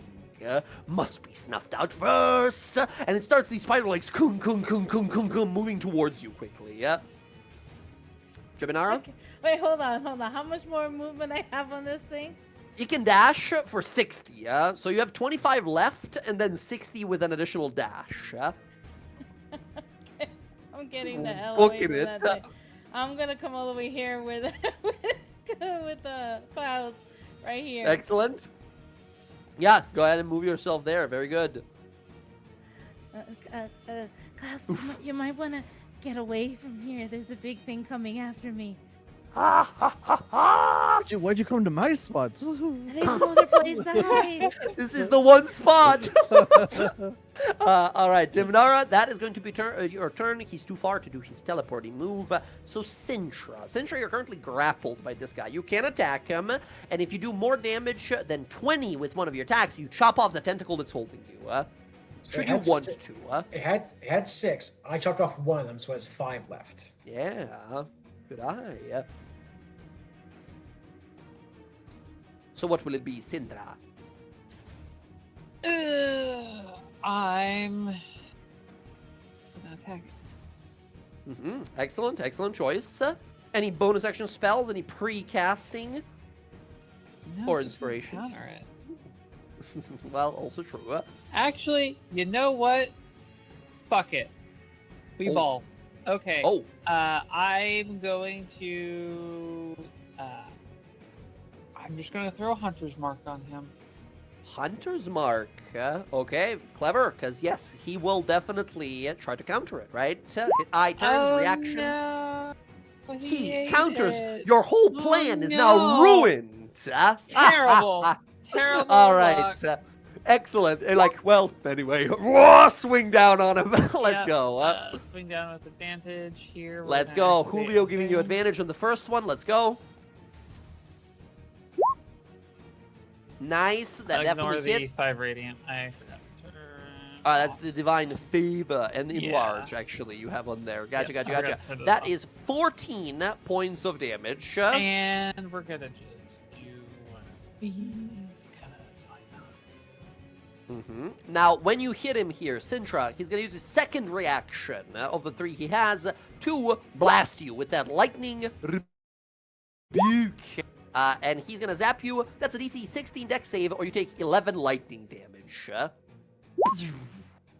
You easily succeed, taking half. That's 5 lightning damage, using up already 2 of its reactions. Extra attack. You wouldn't dare. That's a 13. I don't believe you have advantage on the follow-up one. No, I do. I used my From? my fucking vengeance thing. The thing I always have advantage. Oh, with the oath. Sorry, I didn't actually clock you Yeah. saying that. My bad, my bad. I thought you were using the familiar. My bad. Okay, excellent. He is marked for doom and death. Very good. Excellent. Advantage says you hit. That's 15 points of damage. Unfortunately, you are still grappled by this guy. Well, hold on, we're not done. You can't possibly have more. Yeah. Oh, 14 smite. Let's go. 14 smite damage is definitely going to sever through the tentacle. Now, I must ask, as I did before, do you fall 40 feet down, or you try to land on the giant construct? Try and land on the giant construct. Okay, that's a dex save. Number to beat is 14, and you land on him. Let's go. Oh my god, a natural 20 for 31. You land on the construct with style, or sort of knee sliding onto it, playing your fucking battle axe guitar. Hell yes. Does he want to reaction smack me like the idiot that he is? Yes, he will. He takes pain, so he gives pain back. That's an analogy for most people, actually. Never mind. Here we go. Lightning rebuke. Oh, big damage that time. Sintra. Oh, unlikely roll from you, but unfortunately, that's going to be 22 lightning to you, Sintra. And fine. he is fully out of reactions. My doing plan has succeeded. Absolute teamwork play there, using all of them in a single turn. We are all good to do what we got to do for the rest of this turn. Sintra, very nicely done. Eric, be a darling and beat the shit out of him, please. Excellent. Sintra, at the end of your turn, the Fiend Incarnate is going to use that teleport reaction as you end your turn to teleport 120 feet. Boom. There you are! As he looks down now, seeing both Klaus and Geminara. No running now! As it's just cackling madly, happily to itself. Wait, something to does destroy. Does he fly over me? Oh no, he teleported. No, he Does teleported. fly He just, over me? 'Cause I'll blinks just out of reaction smack his existence. ass too. No. In fact, he's 20 feet up. He is so far below you because you're 40 feet up on this colossal construct right now. Okay. I'm fighting gigantic enemies right now. Super powerful gigantic enemies. Sintra, solid fucking work there from Jess. That's gonna be your turn. Merrick, be a darling. Destroy this thing. First of all, I just kind of picture Geminara and Klaus, Scooby-Doo and Shaggy hugging each other as this giant. That's pretty much what I'm just pointing, just like, oh. Dude, just straight up, Merrick. Fucking Klaus jumped into her arms. Okay, so first bonus action, I'm going to drink another common healing potion. Awesome. Myself for 7, doing 3 fire damage to it. Fire damage to him. Very good. Oh, did it do fire damage when I healed Nizlik? Oh no, yes.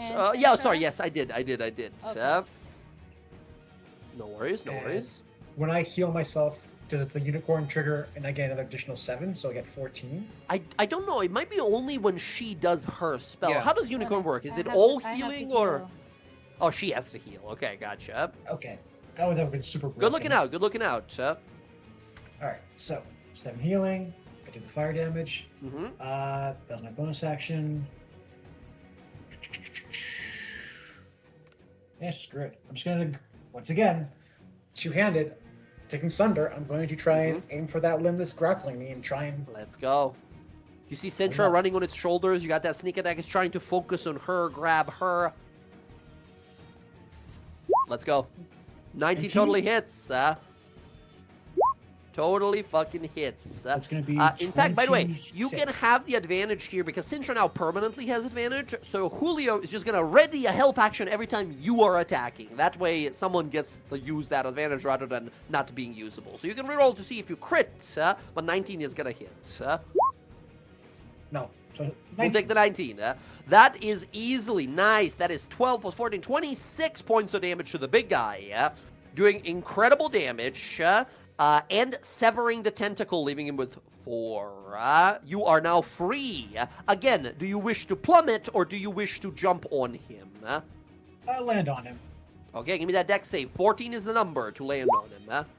16, you land right on him. Very good. Okay, you and Sintra are being attacked by a bunch of tentacles as we see both of you like back to back standing there on top of this as like we are having the top of this construct is so big that the top of it is its own platform. The two of you are currently like fighting like metallic cables and tentacles that are lashing at you guys. Okay. 4 left. Nicely done, Merrick. Unless you got something else, I believe that's your turn. Yep, it's my turn. All right, short and sweet. Very good. We go to the planar incarnates. Now, we saw that big laser beam move it did on Nezlik. Now, it does a lot of damage, but it also blinds people. And this creature is intelligent enough to know that if you want to heal someone, you got to see them. He's going to look to Jiminara here. He needs to make a d6 roll here to see if he regains that planar exhalation ability back. 5 or 6, we got trouble. We don't got so much trouble. Okay, very good. He is instead going to fire 2 energy bolts at us. These are devastatingly powerful attacks that he's going to launch here, and I wish you guys the best. First of all, D2, Jiminara is 1, Kelpie, the mount, is 2. 2, the horse is getting it. Kelpie is gonna get shot by this this energy bolt here. Jiminara, this is I guess Sintra, this is against your mount. 13. That might not actually hit. I don't know. It's a outworldly. Oh, that's not how you type that. That is not the arrow I need. Steed. Outworldly steed. What is it? What is It's the fucking... control. Aha, there we go. Its AC is 10 plus spell level, so 12. His AC is 12, unfortunately. Yeah. He will take 14 points of necrotic damage. Let me... No, I don't want that. God, how did it... Kicks Klaus out of panic. Yeah, right. 14 damage, he's still alive. He's got 25 no, total hit I points. know. I'm just checking. Oh, if he's like resistant to something, maybe? Yeah, I think he might be. So he's Fey right now, which means I don't think he's resistant to anything. I think he just gets different kinds of like moves, depending on which type he is. If you hold Alt and double click his token, Jess, it'll take you immediately to his character sheet. But yeah, no, doesn't look like he is. Yeah. Okay. No. Second beam is going to be against either Jiminara or Klaus. 1 is Jiminara, 2 is Klaus. Jiminara, you get the second beam. Necrotic energy fires in your direction. Jiminara, here comes energy bolt. Could Kelpie rear up? 15? I don't think that's going to hit anyway. Nope. Okay, Kelpie tries to like leap into the way here, but Jiminara immediately kind of counters with her own kind of like star blast of energy, stardust blast. Okay, no damage from the big guy this turn. Fantastic. That guy hits like a truck. Okay, look at that crit. That's a horrifying crit. Also, I gotta remove that. It just says use if creature is fiend. You guys believe there's a celestial version of this guy as well? Out there somewhere. All right, excellent. Next up then, Nezlik. Nizlik, we go to you. You are awoken. You are no longer blind. Yay. Because that guy just ended his turn. I gotta check something real fast. You wake up and see a 40-foot Damn it. colossus of steel, arcane tech, whips, and pincers. Intruders must be destroyed. How tall is this thing? 40. 40. All right. Yeah, we're gonna. I'm more about. I will this remind big you, you have guy those here. boots now as well. They can just jump 30 in any direction. Yeah, I think we're gonna bonus action dash Okay? and then move. Excellent. I want to get over here. Where are you going? He's out of reactions. You get to leave. Let's go. You dash over to this guy. He's 20 feet up, but he's got those, like, spider legs he's now walking on. Because if you guys, once again, if you look at the full art of these guys, last time I'm showing it off, I promise, you'll see that he has, like, these spider legs in the back. That We'll he's use my- floating. So if you want to... We'll use my get up 30-foot to jump him, you could. and hit him on the air. Oh, there we go. Boing. Leap on up, and you land on this guy as well here. Get off me, pest. Go for the eye. I go for whatever. Excellent. 20 totally hits. Okay, Nizlik, I got bad news. That is fantastic. He will need to make that save, but as you hit him, this guy doesn't have 3 or multiple reactions or stuff like that. However, he does have one deadly one, and that's something called Searing Gaze. His eye looks at you, and you see hell. You see Avernus. You see Nessus. You see Acadia. You see all of these frozen and deadly and hellish and fiery realms as he looks into your soul, and fire bursts from your very skin. When hit by an attack, he can target a person, and that person needs to make a wisdom save, as this is a mental kind of torture that causes fire to emerge from your body. Nizlik. This is a DC 16 wisdom save. It is a all or nothing kind of an ability to take 16 fire Let's go. damage. And it's gonna be nothing. As you boom punch it here, he needs Please to roll make one. a Constitution saving throw. Listen, man, I'm on your side. However, Damn it. that's a 23, unfortunately. Okay, he succeeds. He takes 5 plus 3, so 8 points of damage. However, next attack against him has advantage. He has half movement this turn. Right. I still have my extra attack, which I'll take. That's one attack. Yes, you still have more. Nice. That hits as well. 8 more points of damage. Boom. Let's go. Nizlik, what's your movement usually? 45. 45. So you could have actually gotten here without dashing, right? Because you could have moved your 45 or 35 and then used 10 to jump 30 instead. So there would have been 65 feet of movement. So, So would 40. still Well, have it's your 45 bonus plus action. the 30 feet, so it's 75. Right. But what I'm saying is how the jumping basically works is like you subtract 10 from your movement to jump. 30, Oh, gotcha. Gotcha. So your movement would be 35 and then plus the 30. So you could have made it here without using a bonus action. Oh, perfect. We'll take some bonus actions then. Let's go. Your first one has advantage. 'Cause it's Sweet. stunning strike. I think. How big is this guy? He's gargantuan. He's a huge creature. Okay, yeah, never He's huge, and the other guy is beyond gargantuan. He's colossal. All right, so yeah, we'll do flurry of blows. Okay.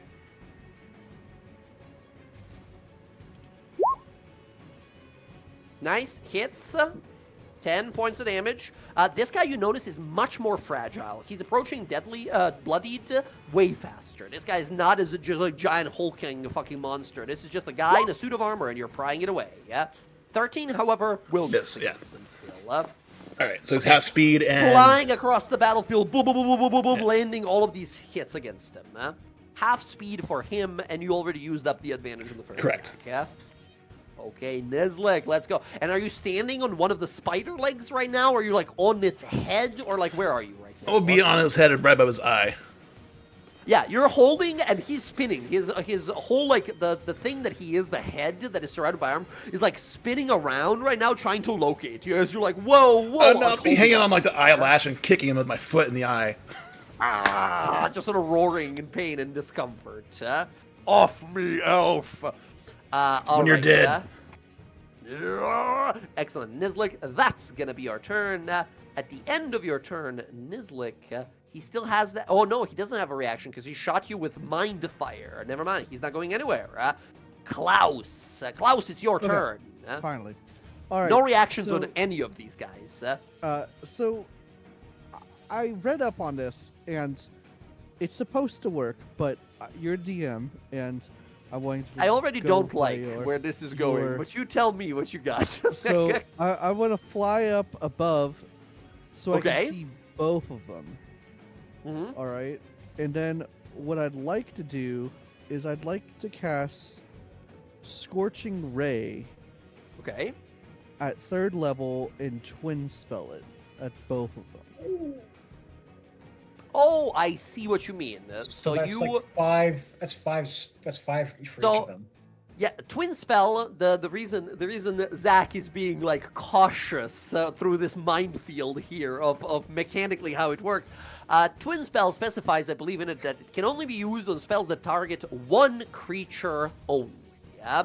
Now, rules as written, Scorching Ray cannot be chosen as one of these spells because by default, Scorching Ray has in its written a thing that says for each beam you can choose a different creature, making it a spell that can choose multiple creatures, making it ineligible for twinned spell, right? However, what Zach, I believe, is trying to cautiously do here is focus one guy only, so he would count as if he's only targeting one creature. Yes, absolutely. That is a very clever way to interpret the spell, and far be it from me I use some mechanical bullshit against you guys, so this is only fair, right? Absolutely, you can here. Twinning the spell at what level? 3rd level. So that's so four beams at everyone. Okay. Yeah, so boom. I will remind you, you still haven't used your innate sorcery to gain advantage on everything. If you have any left. I haven't done it yet, so I'll do it. We'll just do it. Okay, gotcha. So you come up from behind us, fire emerging from your hands here, pale red glow from your eyes, as Klaus, you enter your innate sorcery mode here. Klaus, roll against the Fiend incarnate first, because against the big Modron BO1, Hex will apply as well. Exactly. Okay, you float up, and go ahead and let's roll first, and then you have to explain to me what this fucking supernova move looks like. So I'll just keep rolling this. Okay. Yeah, just keep rolling. It's the one attack. It just rolls a 2d6 fire. This is no hex on these ones. I know, yeah. 24, 27, both hits. I had it clicked 5, here, 4. So, one more. Two more. 2 more. Hits. And one terrible more. damage on that one. Ooh, Okay. max on that one. Okay. First one does extra fire damage, extra 3, right? From the Blessing of the Summoner. So 8, 4, 3, 12. You do 27 damage to the Fiend Modron Incarnate. Awesome. Boom, boom, boom, boom, boom, boom, boom. And then twins. Going to the other guy now. Let's go. This one has Hex on it. Okay. Here's 4 coming this way with Hex. Here we go. Nice. Ooh, okay. 19 just hits, hits. And 7. Second one, 43 points of damage. What does this look like? Do we just see you conjure a ball of fire and all these, like, snake serpents of fire, go, serpenting out, blasting into these guys? Or is it just you, holding one laser beam across? What does this look like? Yeah, I think, Klaus just, comes up and you just see, the red, crackling energy around him. And he, puts his hands together and leashes out. And then from behind his back, you see, freaking anime missiles just, hell yes. As you do 43 points of damage, BO1, the giant construct, is now well in bloodied. As boom, explosions from his shoulders, you see chunks of metal falling off of him, leaving giant craters. As once again, 40-foot tall, gigantic size of a building, as it falls on its back foot a few times. Recalibrate, as it's starting to sort of glitch out. Hell yes. Okay. Klaus, massive damage. A total of 70 damage from you that turn. Yeah, 7 damage exactly. Yeah. So I will move. You will pay for that. I want So to. just roaring out. Can I like get behind it? Scooting this way? along, Yeah. hiding along, to like get out of his come LOS. back, just roaring at you. We absolutely hear it like, you motherfucker, and then we cut away to someone else, right, as this big angry fiend. Okay, you are out of its sight there, and yeah, that's a good position. You're out of sight of both of them right now. Okay. Klaus, very good. Innate sorcery, super powerful, twinned. Scorching Ray. Let's go. Klaus, that's going to be a turn. As next up, we go to BO1. He regains his reactions. And with currently Sintra and Merrick. So, Sintra and Merrick, the problem with being on this guy, it means when it moves, you don't get attacks of opportunity because you're just moving with him, right? You're standing on top of him. He is going to move on his turn, his movement down here. So I don't get attack opportunity? Well, because he's not leaving your reach, right? You're on him. Unless you want to fall off of him, and as you fall, you can get a attack of opportunity, yeah? Because I have Sentinel. Right, you do, but that's what I'm saying, like, he's not leaving your reach. He's just moving with you on him. You could choose, as he's moving, to fall off of him. You would fall 40 feet, but you would definitely get that swing on him, and Sentinel might just stop him in his tracks. But that means you might have to make a dex save and take some fall damage. You know what, screw it, I'll do it. Hell yes. Okay, as he's about to go moving, as he moves forward, your feet slide underneath you, and as he goes to move, deft, precise, fast, you slash. Let's see that attack. Opportunity, yeah? No advantage this time, because Geminar has not had a turn yet, so Julio can't give you advantage yet. 22 fucking hits! Let's go. You hit him... So I forgot, sneak attack is on, so... Ignore some of this damage. It should be. Sneak attack should be on, because sneak attack is once per turn, not once per round. So if you hit someone with a reaction, hey, that's just straight up bonus damage for a rogue. Nice! That is 23 points of damage to him, as Merrick, you do plummet 40 feet down. Unless you have something to slow your fall, that's just going to be a dex save to see how much damage you take. So you're going to take damage no matter what, but the dex save is to see if you land prone or standing. If you land prone, he might just fucking pummel you. 24 dex save. Oh, nice. Okay, good news, bad news. You do not land prone. Falling damage, you take 10 points of falling damage. As you fall, roll, but still feel one of your knees kind of almost fall out of place. It's kind of like when you land on the balls. I feel like it's like Merrick lands like just on his like the balls of his feet, and he just gets like this tingle through his entire body. Boom! Shock goes upwards. Yeah. Merrick, so how do you do it, right? He's a 40-foot tall construct. How do you stop him? Do we see you, like, slash at one of his legs and cause him to sort of fall sideways? Or is this quite literally you blast him with some sort of magical attack where he has to force him to fight you? Do you, like, disable him slowly? Like, how do you do it? It's more like as I'm falling back, but instead of, like, falling like a tumbling backwards, I'm falling just straight back. And as like his right leg is reading back to like in a sprinting motion, I cut at the back of the knee, the soft spot. Hell yes. He does stop, and Merrick, you got what you wanted, but unfortunately that means you got what you wanted, which means that he turns around now.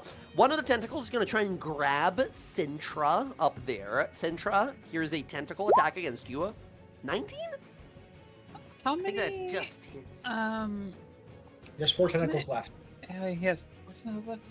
Well, let's just get this out. Silvery barbs. Silver barbs! You must have forgotten. He can counter magic. No, I'm kidding. He does counter the silvery barbs here as Sintra. 19 hits you, 12 points of damage to you, Sintra.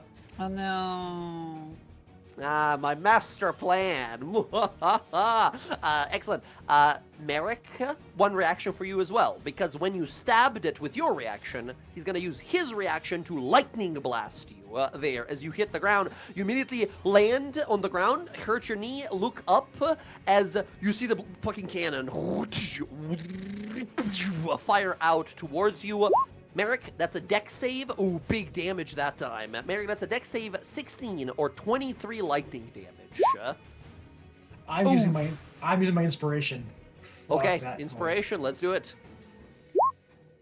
Oh, you Oh. gotta be kidding. You know what? No, natural 1 and a 3. Merrick, you are blasted for 23 lightning damage.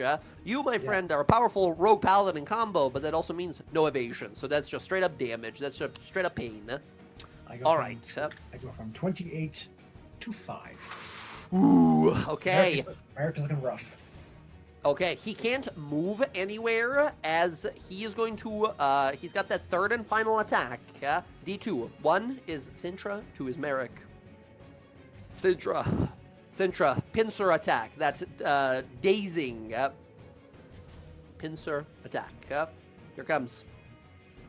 Oof. Sintra, 24. Yeah, it's gonna happen. Sintra, that is 7 bludgeoning, 15 force.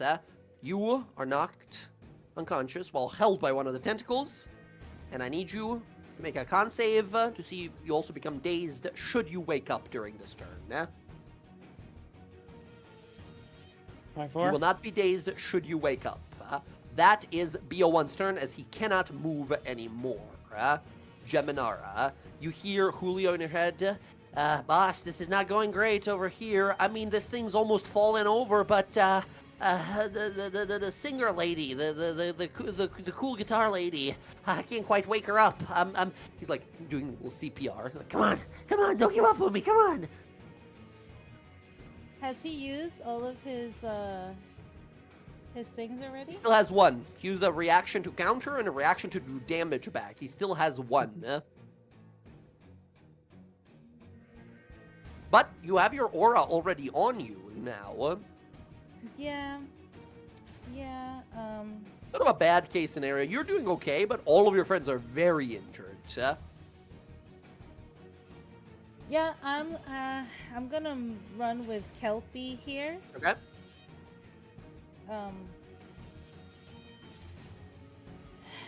Now, when you use your phase step, that's not considered using a spell slot, correct? Your racial ability? No, it is not. Okay. All right. So never mind. I'm not gonna run up for Kelpie. I will remind you. Well, you wouldn't know this probably, but your mount here, Kelpie, has this special ability called Face Step, where as a bonus action, it can teleport 60 feet once per day.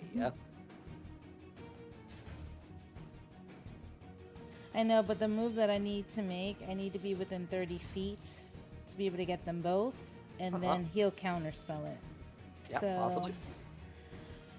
I'm gonna have to go with my first thing. I'm gonna come here. I'm gonna use Cure Wounds with my staff. Oh, I was gonna say you could Cure Wounds through Julio as well, should you choose. Yeah, but if I go here, I won't be able to hit him, and this guy is coming up next. That's the only problem, because I can bonus action bring her up with this aura. So, yeah, clever. Jin, if you heal Nizlik, it still triggers your. He's not in the aura. No, he doesn't have to be in the aura. It's just when you use a spell slot to heal, anybody in this thing's aura gets your. How that works? Uh-huh. Oh my god. You and any allies have advantage. No, not that. In addition, when you cast a spell using a spell slot, restores opponent to any creature inside or outside the aura. Each creature of your choice in the aura also. That's huge. Oh my god. Okay. That's actually so huge. Okay, so yeah, I'm gonna do that. Jess, how the fuck do you notice? This is innate, like fucking weird mechanical knowledge that only someone who's played it before should know. This The hell? I have played a Shepherd's Druid to 20. It is the, I think, hands down best healer in the game. I agree. Really? Hell yes. Okay, That so is super useful. I'm gonna come Okay. and heal Nizlik with my Massive. staff. Okay, what level? It's one Level charge 4. per level. You have to use a spell slot. If you don't, it doesn't trigger. Oh yeah, you do have to use a spell slot to trigger the unicorn. Yeah. All right, it's only gonna be level 3 then, because I don't want. Still, level 3 is massive. Level 3, go ahead and roll. That is, so once again, Roll20 doesn't do the new healing spells, but it's now 2d8 per level plus your wisdom at the end there. So, there we go. That's the first 3d8. Now add an additional 3d8, because Roll20, again, doesn't do it. Nice. Ooh, those are all big. Okay, Nizlik, you recover 32 that must be a max. healing to yourself. Oh. Back to max. Thank you, Nizlik. Jiminara. Everyone in the aura over there, Merrick and Sintra, recover 7 hit points. And for me and Sintra, that's 2 triggers of our Eternal Summer. That's right. So 3 points of damage, so 6 damage to this guy immediately here. And 3 damage to whatever this thing is. And 3 damage to the Fiend incarnate. Fiend Modron, basically, you can call it. Then I'm going to come over here to this spot. Hell yes. Eruptions of fire across the battlefield. Alright, so you this guys thing rise has like a phoenix. 120 feet of movement. With a dash, yes. People underestimate how good having a mount is in D&D, yeah? Cedric loved one. Hey, you want to have 4 times the movement? Here you go, horse. Ride an ostrich into battle. I'd rather have it do the face step thing, and I want to be over here on this side. Excellent, yeah, and it can easily do that. So that way, this thing has to teleport over here to me with them, where they are. Gotcha. And then I'm going to heal Sintra with my bonus action with the, with my Aura Vitality. Now, I do have some bad news. When you move, like so, to heal him first, when you go to leave the range here, but the teleport fiend... doesn't leave, right? Oh, you want to teleport from there? Then Yeah, yes. I want... Then no attack of opportunity, then you are good. You just leave. Excellent. Up you go. Boom. Okay. I want to be, right here, just so I can heal her with the Aura Vitality. Excellent. Let's go. Extra 2d6 for Sintra here. 5 extra to Sintra. I reroll ones. That's right. You do with your healer feat. Reroll that one. Okay. If you roll it again, you have to keep it. I believe the rule. It says so. 5 healing extra to you, Sintra. Okay. Let's go, healer. I don't. Is that proc only once per turn? Well, think about it. You're not doing a thing with a spell slot right now. Your aura thing, because you're not actually using a spell slot. You used it before, and because it doesn't restore hit points, it's finicky. But no, it does not, because you don't spend a spell slot. Okay, and then 7 times 2. You did 51 points of healing in that turn. Not too shabby, Geminara. Not too shabby at all. All right, Geminara, I believe that is going to be your turn.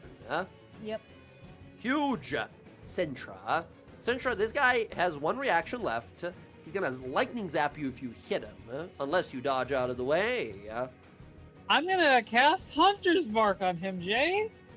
You fool, you simpleton. He's going to counter that. Wait a minute. No, I'm kidding. Excellent, as yes, he is going to use his last reaction here to counter your Hunter's Mark, leaving him with no reactions this turn. Oh, the man. fiend behind him goes, "No, you moron! Darn. We figured it out!" Excellent. Yeah. Excellent. No reactions from him. Smash away. This will be with advantage. All of them with advantage. Mm-hmm. Here we go. 27. Ooh, good thing too. 27 totally hits. Because we can. 17. Bomb. 17. Ooh, nice. So that is 29 points of damage. Huge. Okay, very bloodied, very wounded. You cut through the tentacle holding you. I keep calling it a tentacle because we're in a fantasy world, but it's a cable. You're being held by a giant thing of like cables, right? Okay, excellent. And then Surely that's all, right? 29. Oh, nice. 29. 18 slashing, and then 18 slashing. Okay. Use the last one of these. Nope, that's the wrong one. Bomb. There. Ooh. 22 points of damage with a second level spell slot smite. Sintra, how do you destroy B01, Warden of the Eternal Puzzle Box? So it's when she cuts through the tentacle, like the first time, and it like goes to drop her. It's like she rears back. The axe kind of like glows. There's like this like ice that starts to like coalesce around it, and it's almost for like this moment where her momentum is arrested before she swings downward. And it's like a comet just shooting down into him, where she hits the top, blows through it, and comes right off the bottom. Hell yeah. Sintra, you cleave down the middle as the whole thing explosions, electric shooting, lightning, arcs of arcane energy as we see its eye overload and detonate. You slash right through. We see the whole thing split down the middle and begin to plummet. Sintra, that does leave us with a minor mechanical problem of falling 40 feet from the top of this giant robot. You can have advantage for killing it here as you fall through the rubble that you yourself create, but I do need a dex save to fall all the way down, as the thing that you were fighting is standing on. 14. Okay, you will take half of this falling damage here. You take 17 halved to 8 points of falling damage. As you land, we see dust hit up, explosions and flaming sort of jets of fire as we see a silhouette begin to appear in it and exiting out, guitar, axe in hand, fucking bleeding from your side of your head. Sort of slick your hair back, looking great. Victory. Takes a moment to like fluff her bangs and adjust her hat. Excellent.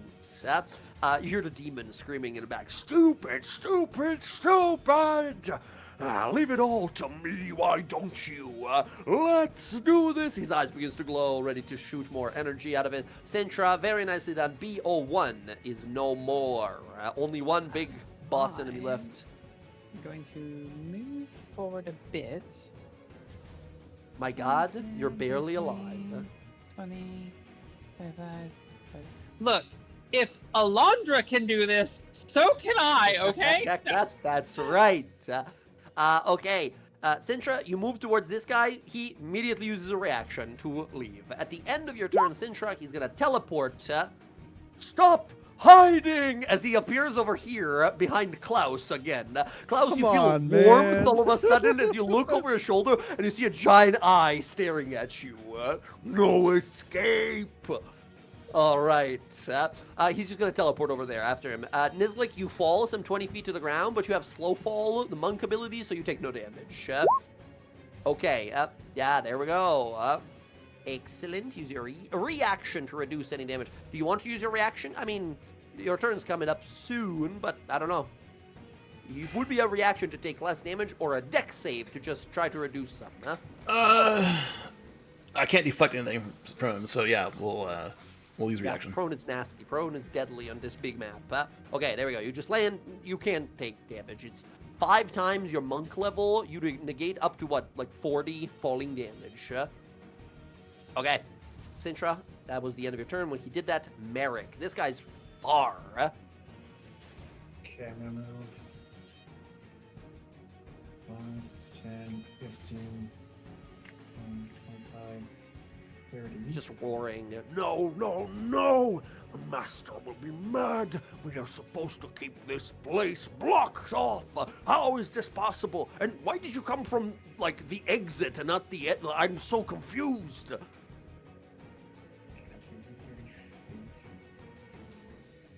You know what? I'm using my action to dash. Okay. Another 5. Moving towards him. You see him on his, like, spider legs constructed body. 15.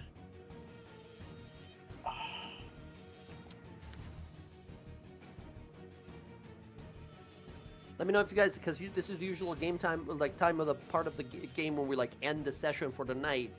You guys mind if we go a little longer to finish the fight? Yeah, I'm good. Okay. So, I want to go to the next level. So, Merrick, stepping out of the aura, channeling the matron, he is going to look towards that ugly bastard, and I'm going to cast my last spell slot, Compel Duel.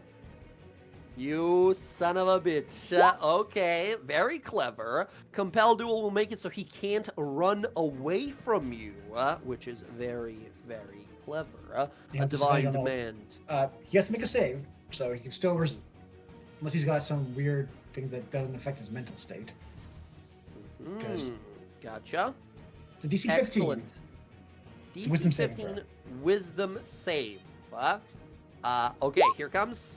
Oof, 20. No, he's not proficient in these saves. He's just very high stat in it. Unfortunately, he's gonna make it. Very clever. It was a very, very clever. That would have been so clutch. Yeah.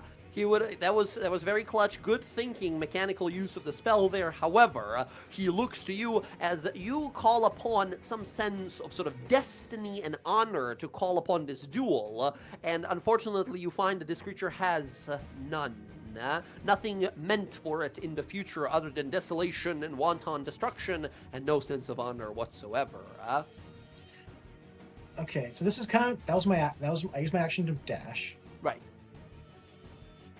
Can I try? This is up to your discretion. Yeah. I want to try and draw its gaze away from Klaus. Interesting.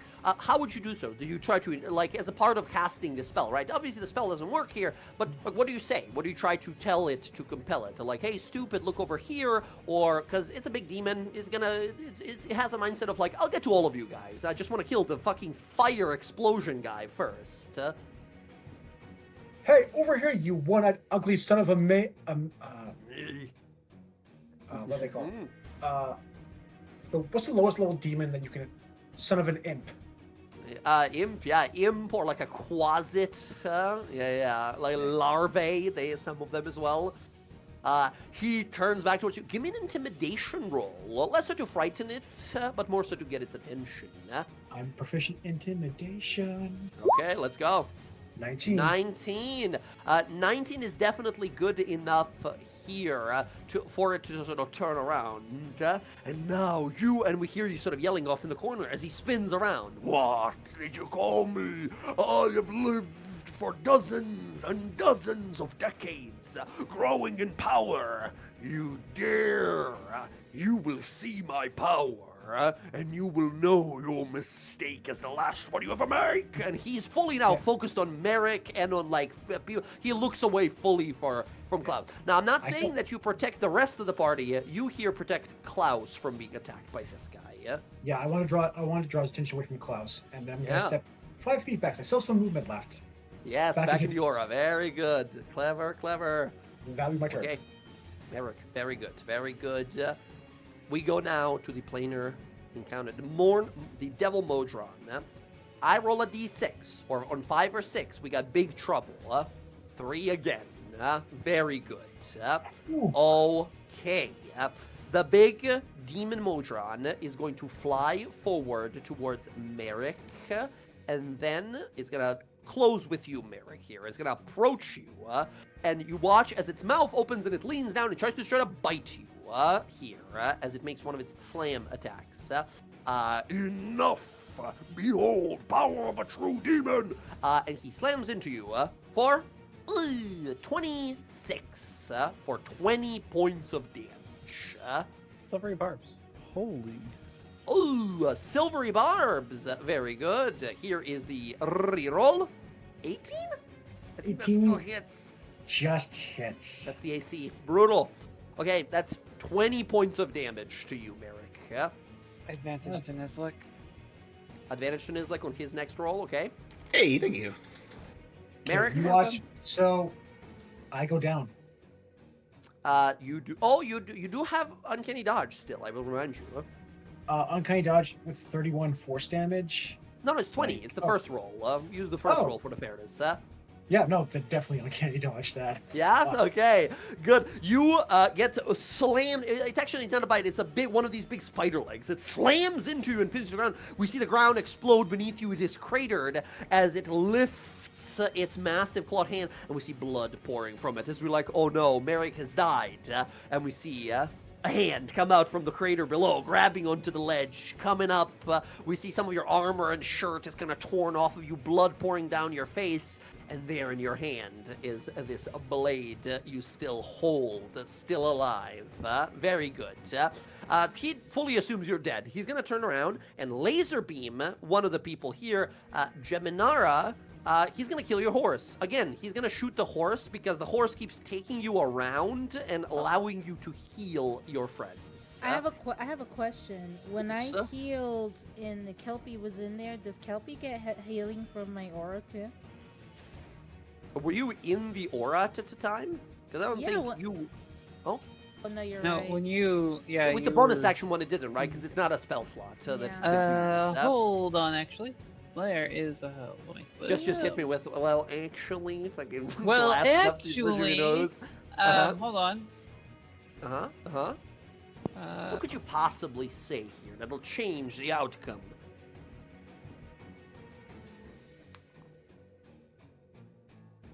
Okay. Mm-hmm. I don't think she was within 5 feet of me. Oh, Yeah. No. Because, yeah, if I regain hit points from a level 1 plus spell, which the aura was, the steed regains the same number of hit points if I'm within 5 feet. Right? Yeah. Unfortunately, when you were near me to aura, you weren't She was like 40 feet up. Yeah. Okay. Laser beam going after Kelpie. Kelpie leaps, tries to push Geminara off himself. If he gets hit here, let's see. Energy bolt. Pew.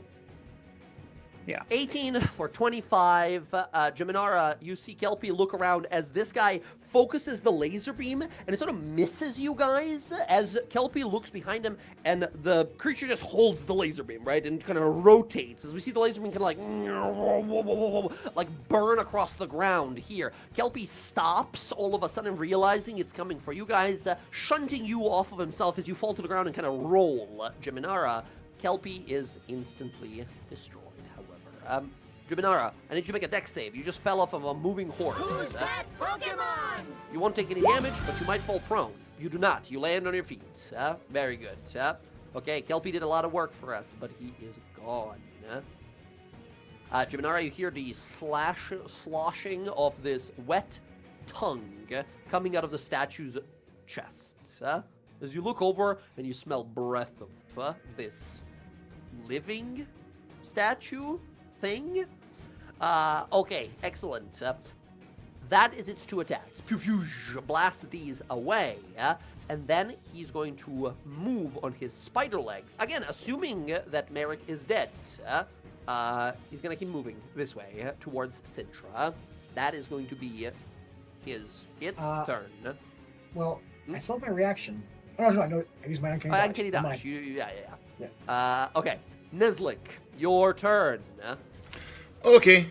He's 35 feet away. I have 45 feet. I can use last 10, jump 30. So we're going back to where we were. He's back on him. Back on him. All right, Sheer, let's do this. And he's going to... Yeah, let's go. Go for it. 17 misses, just barely. 15. Also, oh wait, I had to. Oh yeah, advantage was the first one. All right, so. Yeah, that was the same one on that one turn. You hit him. Bonus action. No, won't miss, unfortunately. Bonus action attack. Let's go. Oh my goodness. Nope, flurry of blows. We hit him before. We hit him on an 18. We know his AC is 18. Theoretically, on average, you hit, but Brav is cursed. We all know. Yeah. Flurry of blows. All right. Come on, hit. One there more. We go. Let's go. That is 13 points of damage and a stunning strike using those fucking focus points. Let's go. Here's the con save. Yes. He fails. However, oh no, he's gonna use a little bit of something. He has a special ability. Oh, Roll20 is telling me that I'm disconnected again. Give me 1 second. Roll20 said he does not have a special ability. No, he does. Wait, no, wait. Roll20's paused for me too. That is weird. Give me 1 second. There we go. Bastard. Game. Come on. Okay. As you impact him, he is going to use a little something called... Oh, I think I'm back. There we go. He's going to use something called Legendary Resistance. He has something that says if he fails a saving throw, he can choose to succeed. After using this feature, he becomes vulnerable to the next damage attack that he hits. And I used all my attacks already. Damn it. Okay. But as you slam into him, you realize you open him up. As you see a massive crack in the armor exposing this like weak underside of the demonic. Because this guy is just a meatball, right? It's like a floating demonic meatball with all this armor adhered to it. Okay, he's vulnerable to the next person's attack, and next attack against him, because of the stunning strike, has advantage. Nicely done. Nicely done, Nizlik, as I believe that'll be your turn. Again, punch him in the eye as fast as you can. Okay. Next up, Klaus. Klaus, you saw Merrick. Quite literally, this creature was like, about to attack, and then Merrick distracted it. As you look over and you realize he's alive. You might be from the opposite spectrums of your government's agencies, of your own people, but you are still countrymen, two of you. And maybe you would have done it for anyone, but he definitely sacrificed himself for you. He does seem to be in a bad shape. He'd look much better if this thing fighting us was dead. What are you going to do about it? I mean, I'm going to bonus action. Keep in mind, next damage you do is doubled. Oh. Because he used that legendary action, a legendary resistance that says after using it, he's vulnerable to the next damage he takes. Well, I think it's just, I mean, a machine gun, not a hammer, unfortunately. So, I think the best move is to bonus action move Hex to him. Okay. And then I'm going to level 3 Scorching Ray the dude. So excellent. And, yeah, just go ahead and do another 4 blasts of Scorching Ray at him with Hex.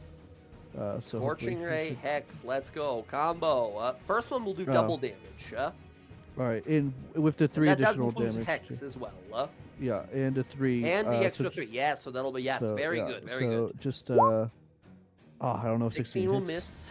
So, okay, second one, 20. Nice. That one hits, and that's the one that is doubled. Yeah. So that is 11 plus the 3 of the fire of the Blessing of the Summer. 14 doubled. 28 points of damage on that one. Great. Woo, third blast. massive. Hits. These are terrible 6 rolls. points of damage. Holy shit. Am I like... These Well, once again, it's a 2d6s 2d6 roll without any bonuses. The reason Eldritch Blast is always going to do more because it adds your charisma to it. Right. I know. But these I shoot figured way it was more. just so many. With Hex, it's better. Yeah. 20 with advantage because of the innate sorcery. Hits. 8 points of damage. Wow. That was Okay. terrible rolls. Boom, boom, boom, boom, boom. Blasting these out, you do 42 points of damage. This guy is now bloodied. Very good. As you unleash these, Klaus, the creature is going to retaliate. It is going to use its reaction to turn and stare at you using its Searing Gaze. I need you to make a DC 16 Wisdom saving throw as images of hell begin to invade your mind, and then your body spontaneously ignites. Okay. Wisdom save. Here we go. 16 or take 19 damage. Ooh, Ouch! I'm That is taking 19 points of fire damage. Holy shit. It's I need you to make a DC 10 con save to see if you concentrate on Hex still. Yeah, plenty. Nice, yes you do. Okay, excellent. You look into his eye and you see horrible fields of torture, of everlasting wars, of chaos and destruction. And as you try to deflect it, your skin literally ignites. Okay, I'm hiding. Behind this box. Also, oh no, actually, never mind. I was gonna say, Merrick has his lantern friend. I forgot to do the 3 extra damage, but no, we took a short rest, so that went away, yeah? Okay. Klaus, I believe that's going to be That's your my turn. turn. Yep. He's that's bloodied, turn. but he's not out yet. Geminara, no more countering, no more lightning blasts. What you got? Team is looking rough. I know. I'm gonna move here 30 feet. Uh-huh. And I'm gonna bonus. I'm gonna face step here. To Okay. Sintra. Gotcha. And I'm gonna heal her with level 4 cure wounds. Okay, nice. And this is your spell slot you're using, yeah? Yep. Okay, let's do it. You can just manually roll, Jess, if you... okay, that's fine, too. I was going to say, you can just roll 8 to the 8 if you want to. Go ahead and add 4 more d8. Actually, 5 more d8, because one of those was a 1. Okay, and then 1 more d8 to re-roll that one.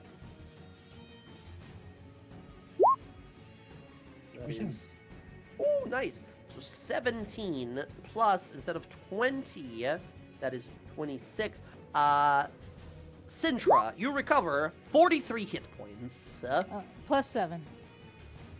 Plus 7 from the aura. So And Merrick 50 gets 7. hit points. Merrick and Nizlik, if you guys were missing any hit. Well, Nizlik, I don't know if it is, but Merrick. Nizlik was already good. Well, let's go. 57 healing that turn from Geminara. Let's go. And that's my turn. That's my turn. And that also triggers the Mark of the Eternal Summer. Yes. Well, it doesn't. You technically don't restore any hit points to Nizlik because he's full hit points, right? So he wouldn't heal. Fair enough. If it was giving temporary hit points, then it would activate. But no, he's full already.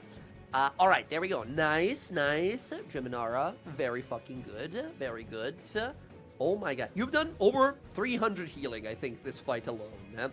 All right, Geminara, that's gonna be your turn, I believe. That is.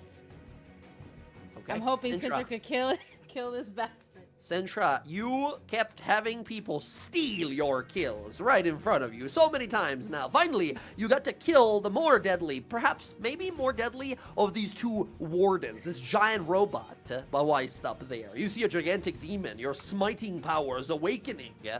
You're healed, you're mighty. What will you do, Well, first, I look at Geminara. I just kind of smile, take my hat and put it on her head. Hold this for me. And then I will look at this guy. We're going to throw Hunter's Mark on him. He will... No, he doesn't do anything. You just Hunter's Mark him. Let's go. It finally works! It's like using an old lighter, right? It just doesn't work for a while. Like, there it is. Actually, he's a demon, right? He's a demon man in a big suit of armor. Demons take extra radiant damage, right? Yes, they absolutely do. Then Now, we're not gonna hunt. Why would you ask such a strange question? We're gonna use our other one. Which is? Divine favor.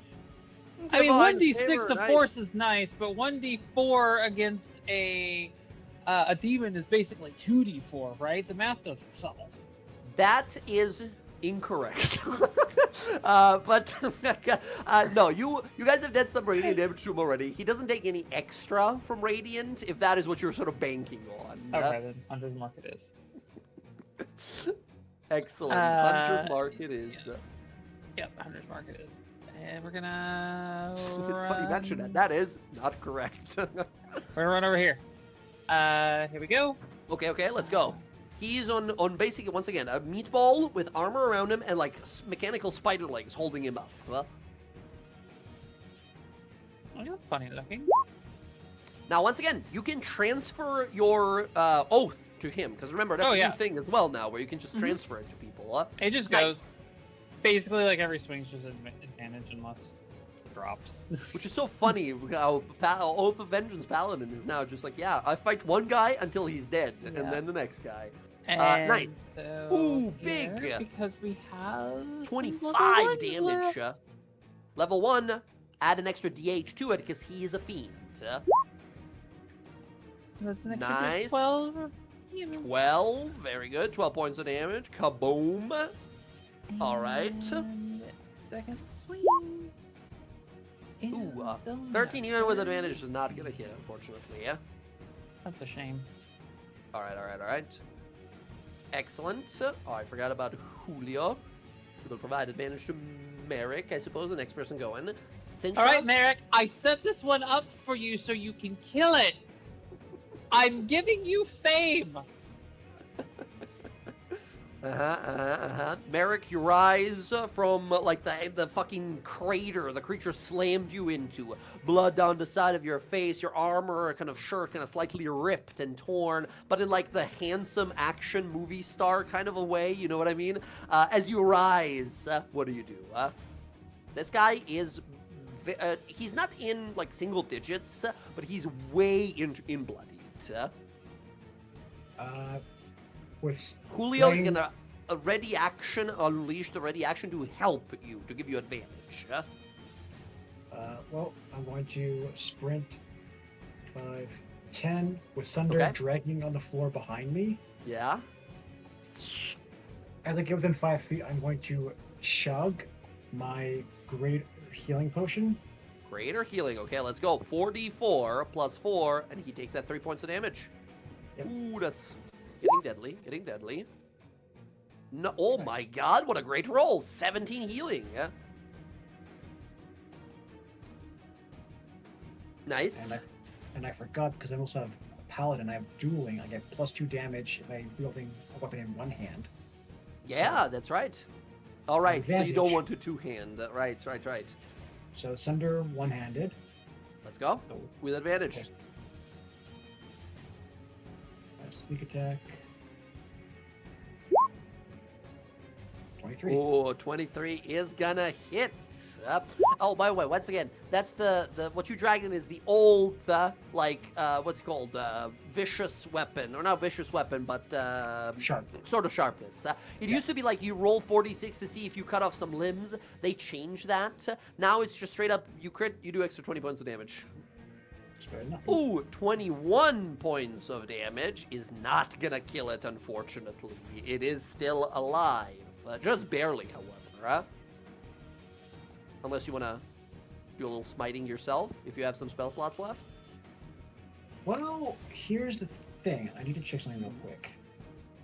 As you know, someone puts runs, you should know. Who's that Pokemon? There's no second target for Whales of the Grave, so that doesn't work. No one left. You can attack Julio, I guess. Then that is my turn. Okay, that's gonna be you.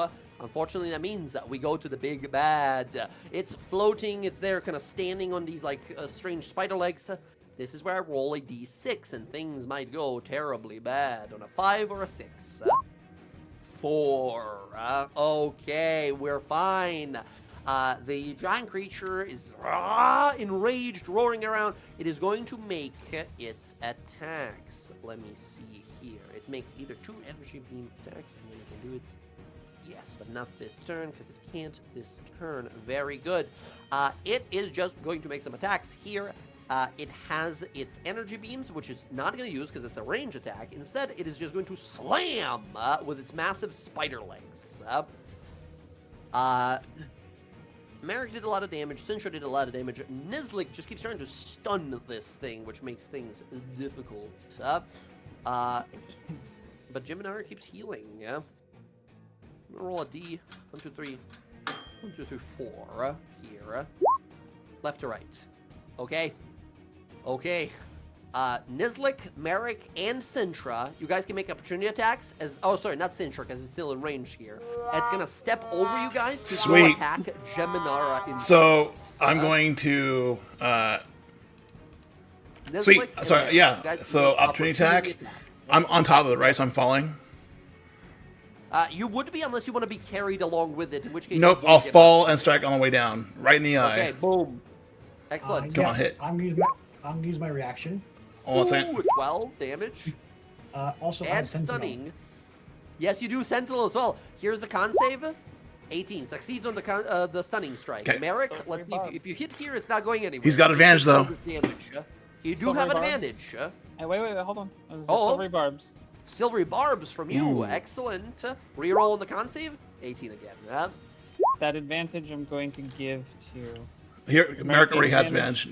Merrick has advantage on the first one here. So that's 24. Merrick, you hit.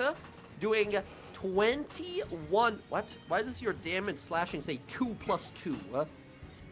That's the +2 from the blade itself. No, and no, +2 no. from I my mean, like, dueling. if you mouse over the 4 that you roll, that's Yeah, I know. impossible for you. You can't roll a 2, right? That might Because it just, be... it didn't actually, you rolled sneak attack and dueling in the 17. That's all of that. But the slashing, it just says 2 plus 2. It doesn't add your dex or your, like, plus, I guess it adds +2 from the weapon bonus. Oh. But it didn't roll a dice. It just said 2 Okay, plus so 2. the sword's been... This is kind of weird. Roll20's been kind of fixed... Is, like, unintentionally adding the sword of sharpness for the one-handed version. Oh. It won't Weird? save as a... Yeah, it's being weird. So, hang on. Oh, that's let me add yeah. D8. Roll20 had this annoying thing always, where it's like you're trying to use a sword with dexterity. You can't. That's not what it does. Even though we play in a world where like you find weird magic items and stuff like that. But yeah, you should instead. That definitely hits.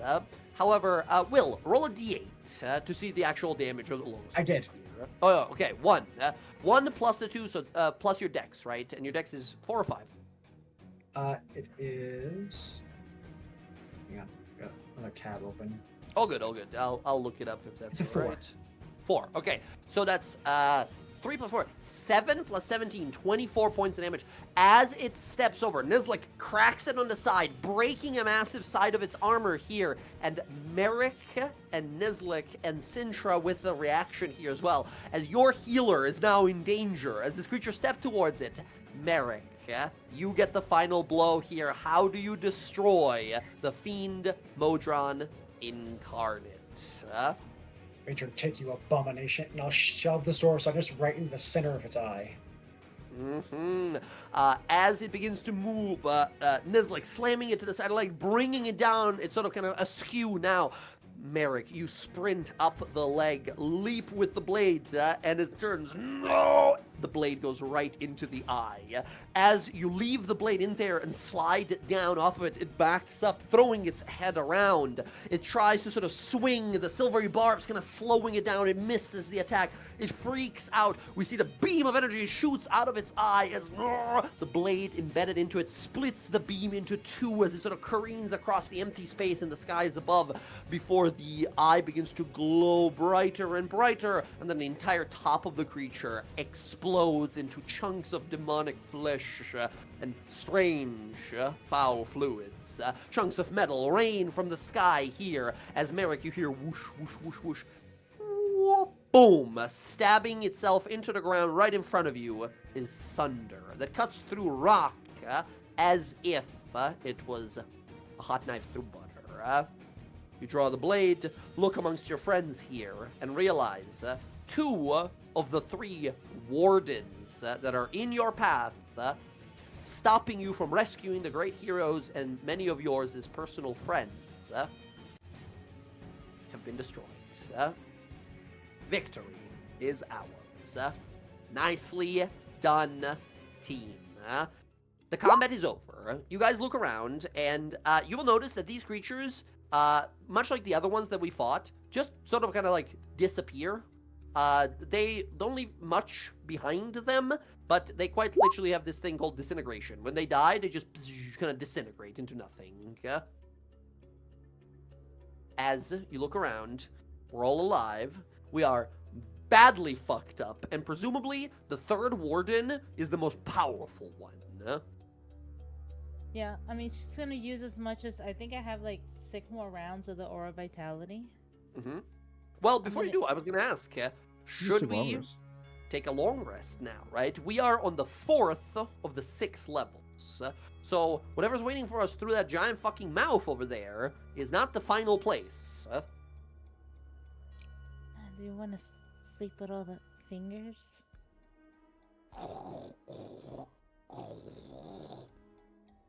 I mean, if I may make a suggestion, these guys are dead. We could just walk back through the puzzle box. Can't. Remember, golden walls don't let you go backwards. You can't go backward. how are we supposed to get out? You have to go through the mouth. We get through the center. Merrick Get is this going. figured out. Merrick is going to walk over to one of the fingers, rest his back against it, and begin to like. I don't know about you, but we don't know what's beyond the tunnel. That mouth. We do know there's one more warden, that two-headed black dragon. Yes. So, right now dragon. Right now it is calm here. I think we should take a long rest here before proceeding. I think it's wise. Despite the locale. Okay. Merrick, it's very weird, but it's almost like a massage chair, right? It just kind of moves behind you every once in a while. For the time you guys have been here, none of the fingers seem to like attack you or move towards you. They just kind of, maybe that makes it a little more unsettling. They don't seem to have a purpose like that. They just sort of wriggle. They just move every once in a while, almost like irritated nerve endings. They're just gonna twitch every once in a while and move. Well, if you want, I can make camp somewhere, so that way we get a little bit safer. You guys look around, it's like 100-foot floating island in the middle of nothing. Like, well, all right. Probably a wise idea. Let's do it. Okay. Jiminara, what kind of ability do you have to keep us safer? Make camp. Very good. Where do you make camp on this map? Anywhere, right? Your choice. Do we go to the fucking the crown of fingers up here and chill there? Absolutely not. It would be near the cube, away from whatever this thing is, around back here. You guys head on back here and get some rest. There's no light here. There's ambient, ever-present light, so we just have to sort of force ourselves to fall asleep. But every time during those 8 hours, you guys glance on up ahead. You see a face with no features, with fingers growing out of its skull, staring at you. You feel it almost on your skin, the warmth from the breath from its chest. It is infinitely discomforting, but nothing happens in here, as we are all able to get a long rest. Friends, mark down. Click that long rest button. Recover all of your spells, abilities, features, all of that. And you get 5 temp HP, 'cause that's what it says in that thing. Okay, excellent. During that long rest, I'm going to use my Whispers of the Dead to switch out my history ability to instead take on the abilities of a spirit who was proficient in Arcana. Ah, very good, very good. Okay. Awesome. Let's see here. Oh, shit. Excellent. Let me. Oh, hell. I can't imagine it as like the matron is like sending a spirit from her domain who was proficient in life, and is passing on that skill to me in the living. So, hell yes, that's awesome. He just sits you down and he's like, "All right, listen up. I'm gonna give you a crash course in this. I don't have much time, but." Excellent. As for the loot from those guys, there is only really one thing that we find in there. Can find it. Where the hell did it go? Go here? What the hell? Sorry, Roll20 is giving me a lot of trouble. Nothing's loading up on my side for whatever fucking reason. Roll20, my oldest enemy. No, not there. Where the hell did it go? Give me 1 second. Roll20 is being a butt. Did that even work? What the hell? Okay, I have to reload. Everything is super fucking frozen. But yes, there is something to be found on these guys. Jesus. It's never been this slow. Okay. Yes. Ragged Oath. There we go. Okay. Friends, there is a magical item that you find. The core. You know how when we fought those previous constructs, those cores of those guys turned out to be those arcane batteries? Well, the one of the giant demon is one that is infinitely more powerful. You find that one of the wardens had a item of legendary power built into its very core. Friends, serving as the core of BO1 is a greater ion stone of regeneration. Friends, this is an ion stone like many other we've seen before, except when you attune to this one, you regain 100 hit points at the end of each hour. Additionally, while in combat, you regain 5 hit points at the end of each of your turns. As you find this giant crystal orb resonating incredible arcane power. Friends, looking at it down a lot. Yeah, it will just get you back up if you're in combat and you go down. Also trigger the eternal summer every time. Also very true. Yes. It is an attunement item, but it is probably the most powerful item we're going to find in here as you realize, god damn, that giant robot construct servant, the warden, he was running off of this incredibly powerful legendary artifact. Well, it says if you have at least 1 hit point. So if you don't have a hit point, it won't heal you. Yeah, right. It won't get you up. Sorry. It is specified to, like, it's not infinite regeneration. It doesn't make you immortal. As long as you're alive, you just keep healing. I gotta go, but I think we're pretty much done. Yes. Yeah. Does anyone want to claim the Stone of Regeneration, or should we leave that for next time, friends?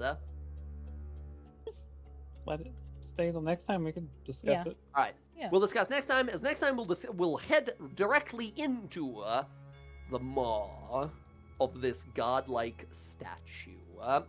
All right, friends, thank you so much for playing as always. This was a blast. I'm really glad we're back. Is everyone good for next week? Yes. As I mentioned, I will be officially on my cruise. I've never been on a cruise, so I did get internet, but Cool. I do not know how good internet will be. Yes, of course. If you are available at the time, if you are capable, if you're possible for you to play, awesome. If not, enjoy your cruise, right? Totally cool. As someone who has dealt with dozens of attorneys going on cruises and been on cruises myself, do not utilize your cell phone off their tower. Do not utilize the cell phone off their tower. Yes. When you leave port, so like if you're going from say Long Beach area down there to Jamaica or something, or wherever you're going, when you are between ports, they will ding you with a roaming fee that is fucking atrocious. Yeah.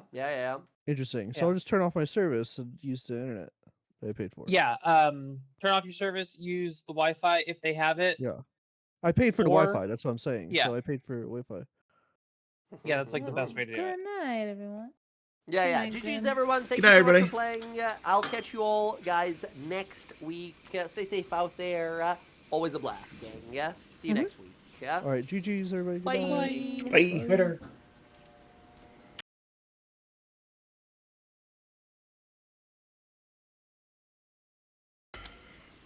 All right. All right, everybody. Thanks for hanging out. That was our Wildemount campaign. Sundays should be the Taldora campaign, Dawnguard. We'll see what that happens, if that happens. Missed a couple weeks. Life and people on vacation, one of them which was me. Anyways, thanks for hanging out. I'm going to end it here. And you all have a lovely day. Have a lovely Friday tomorrow. Good night.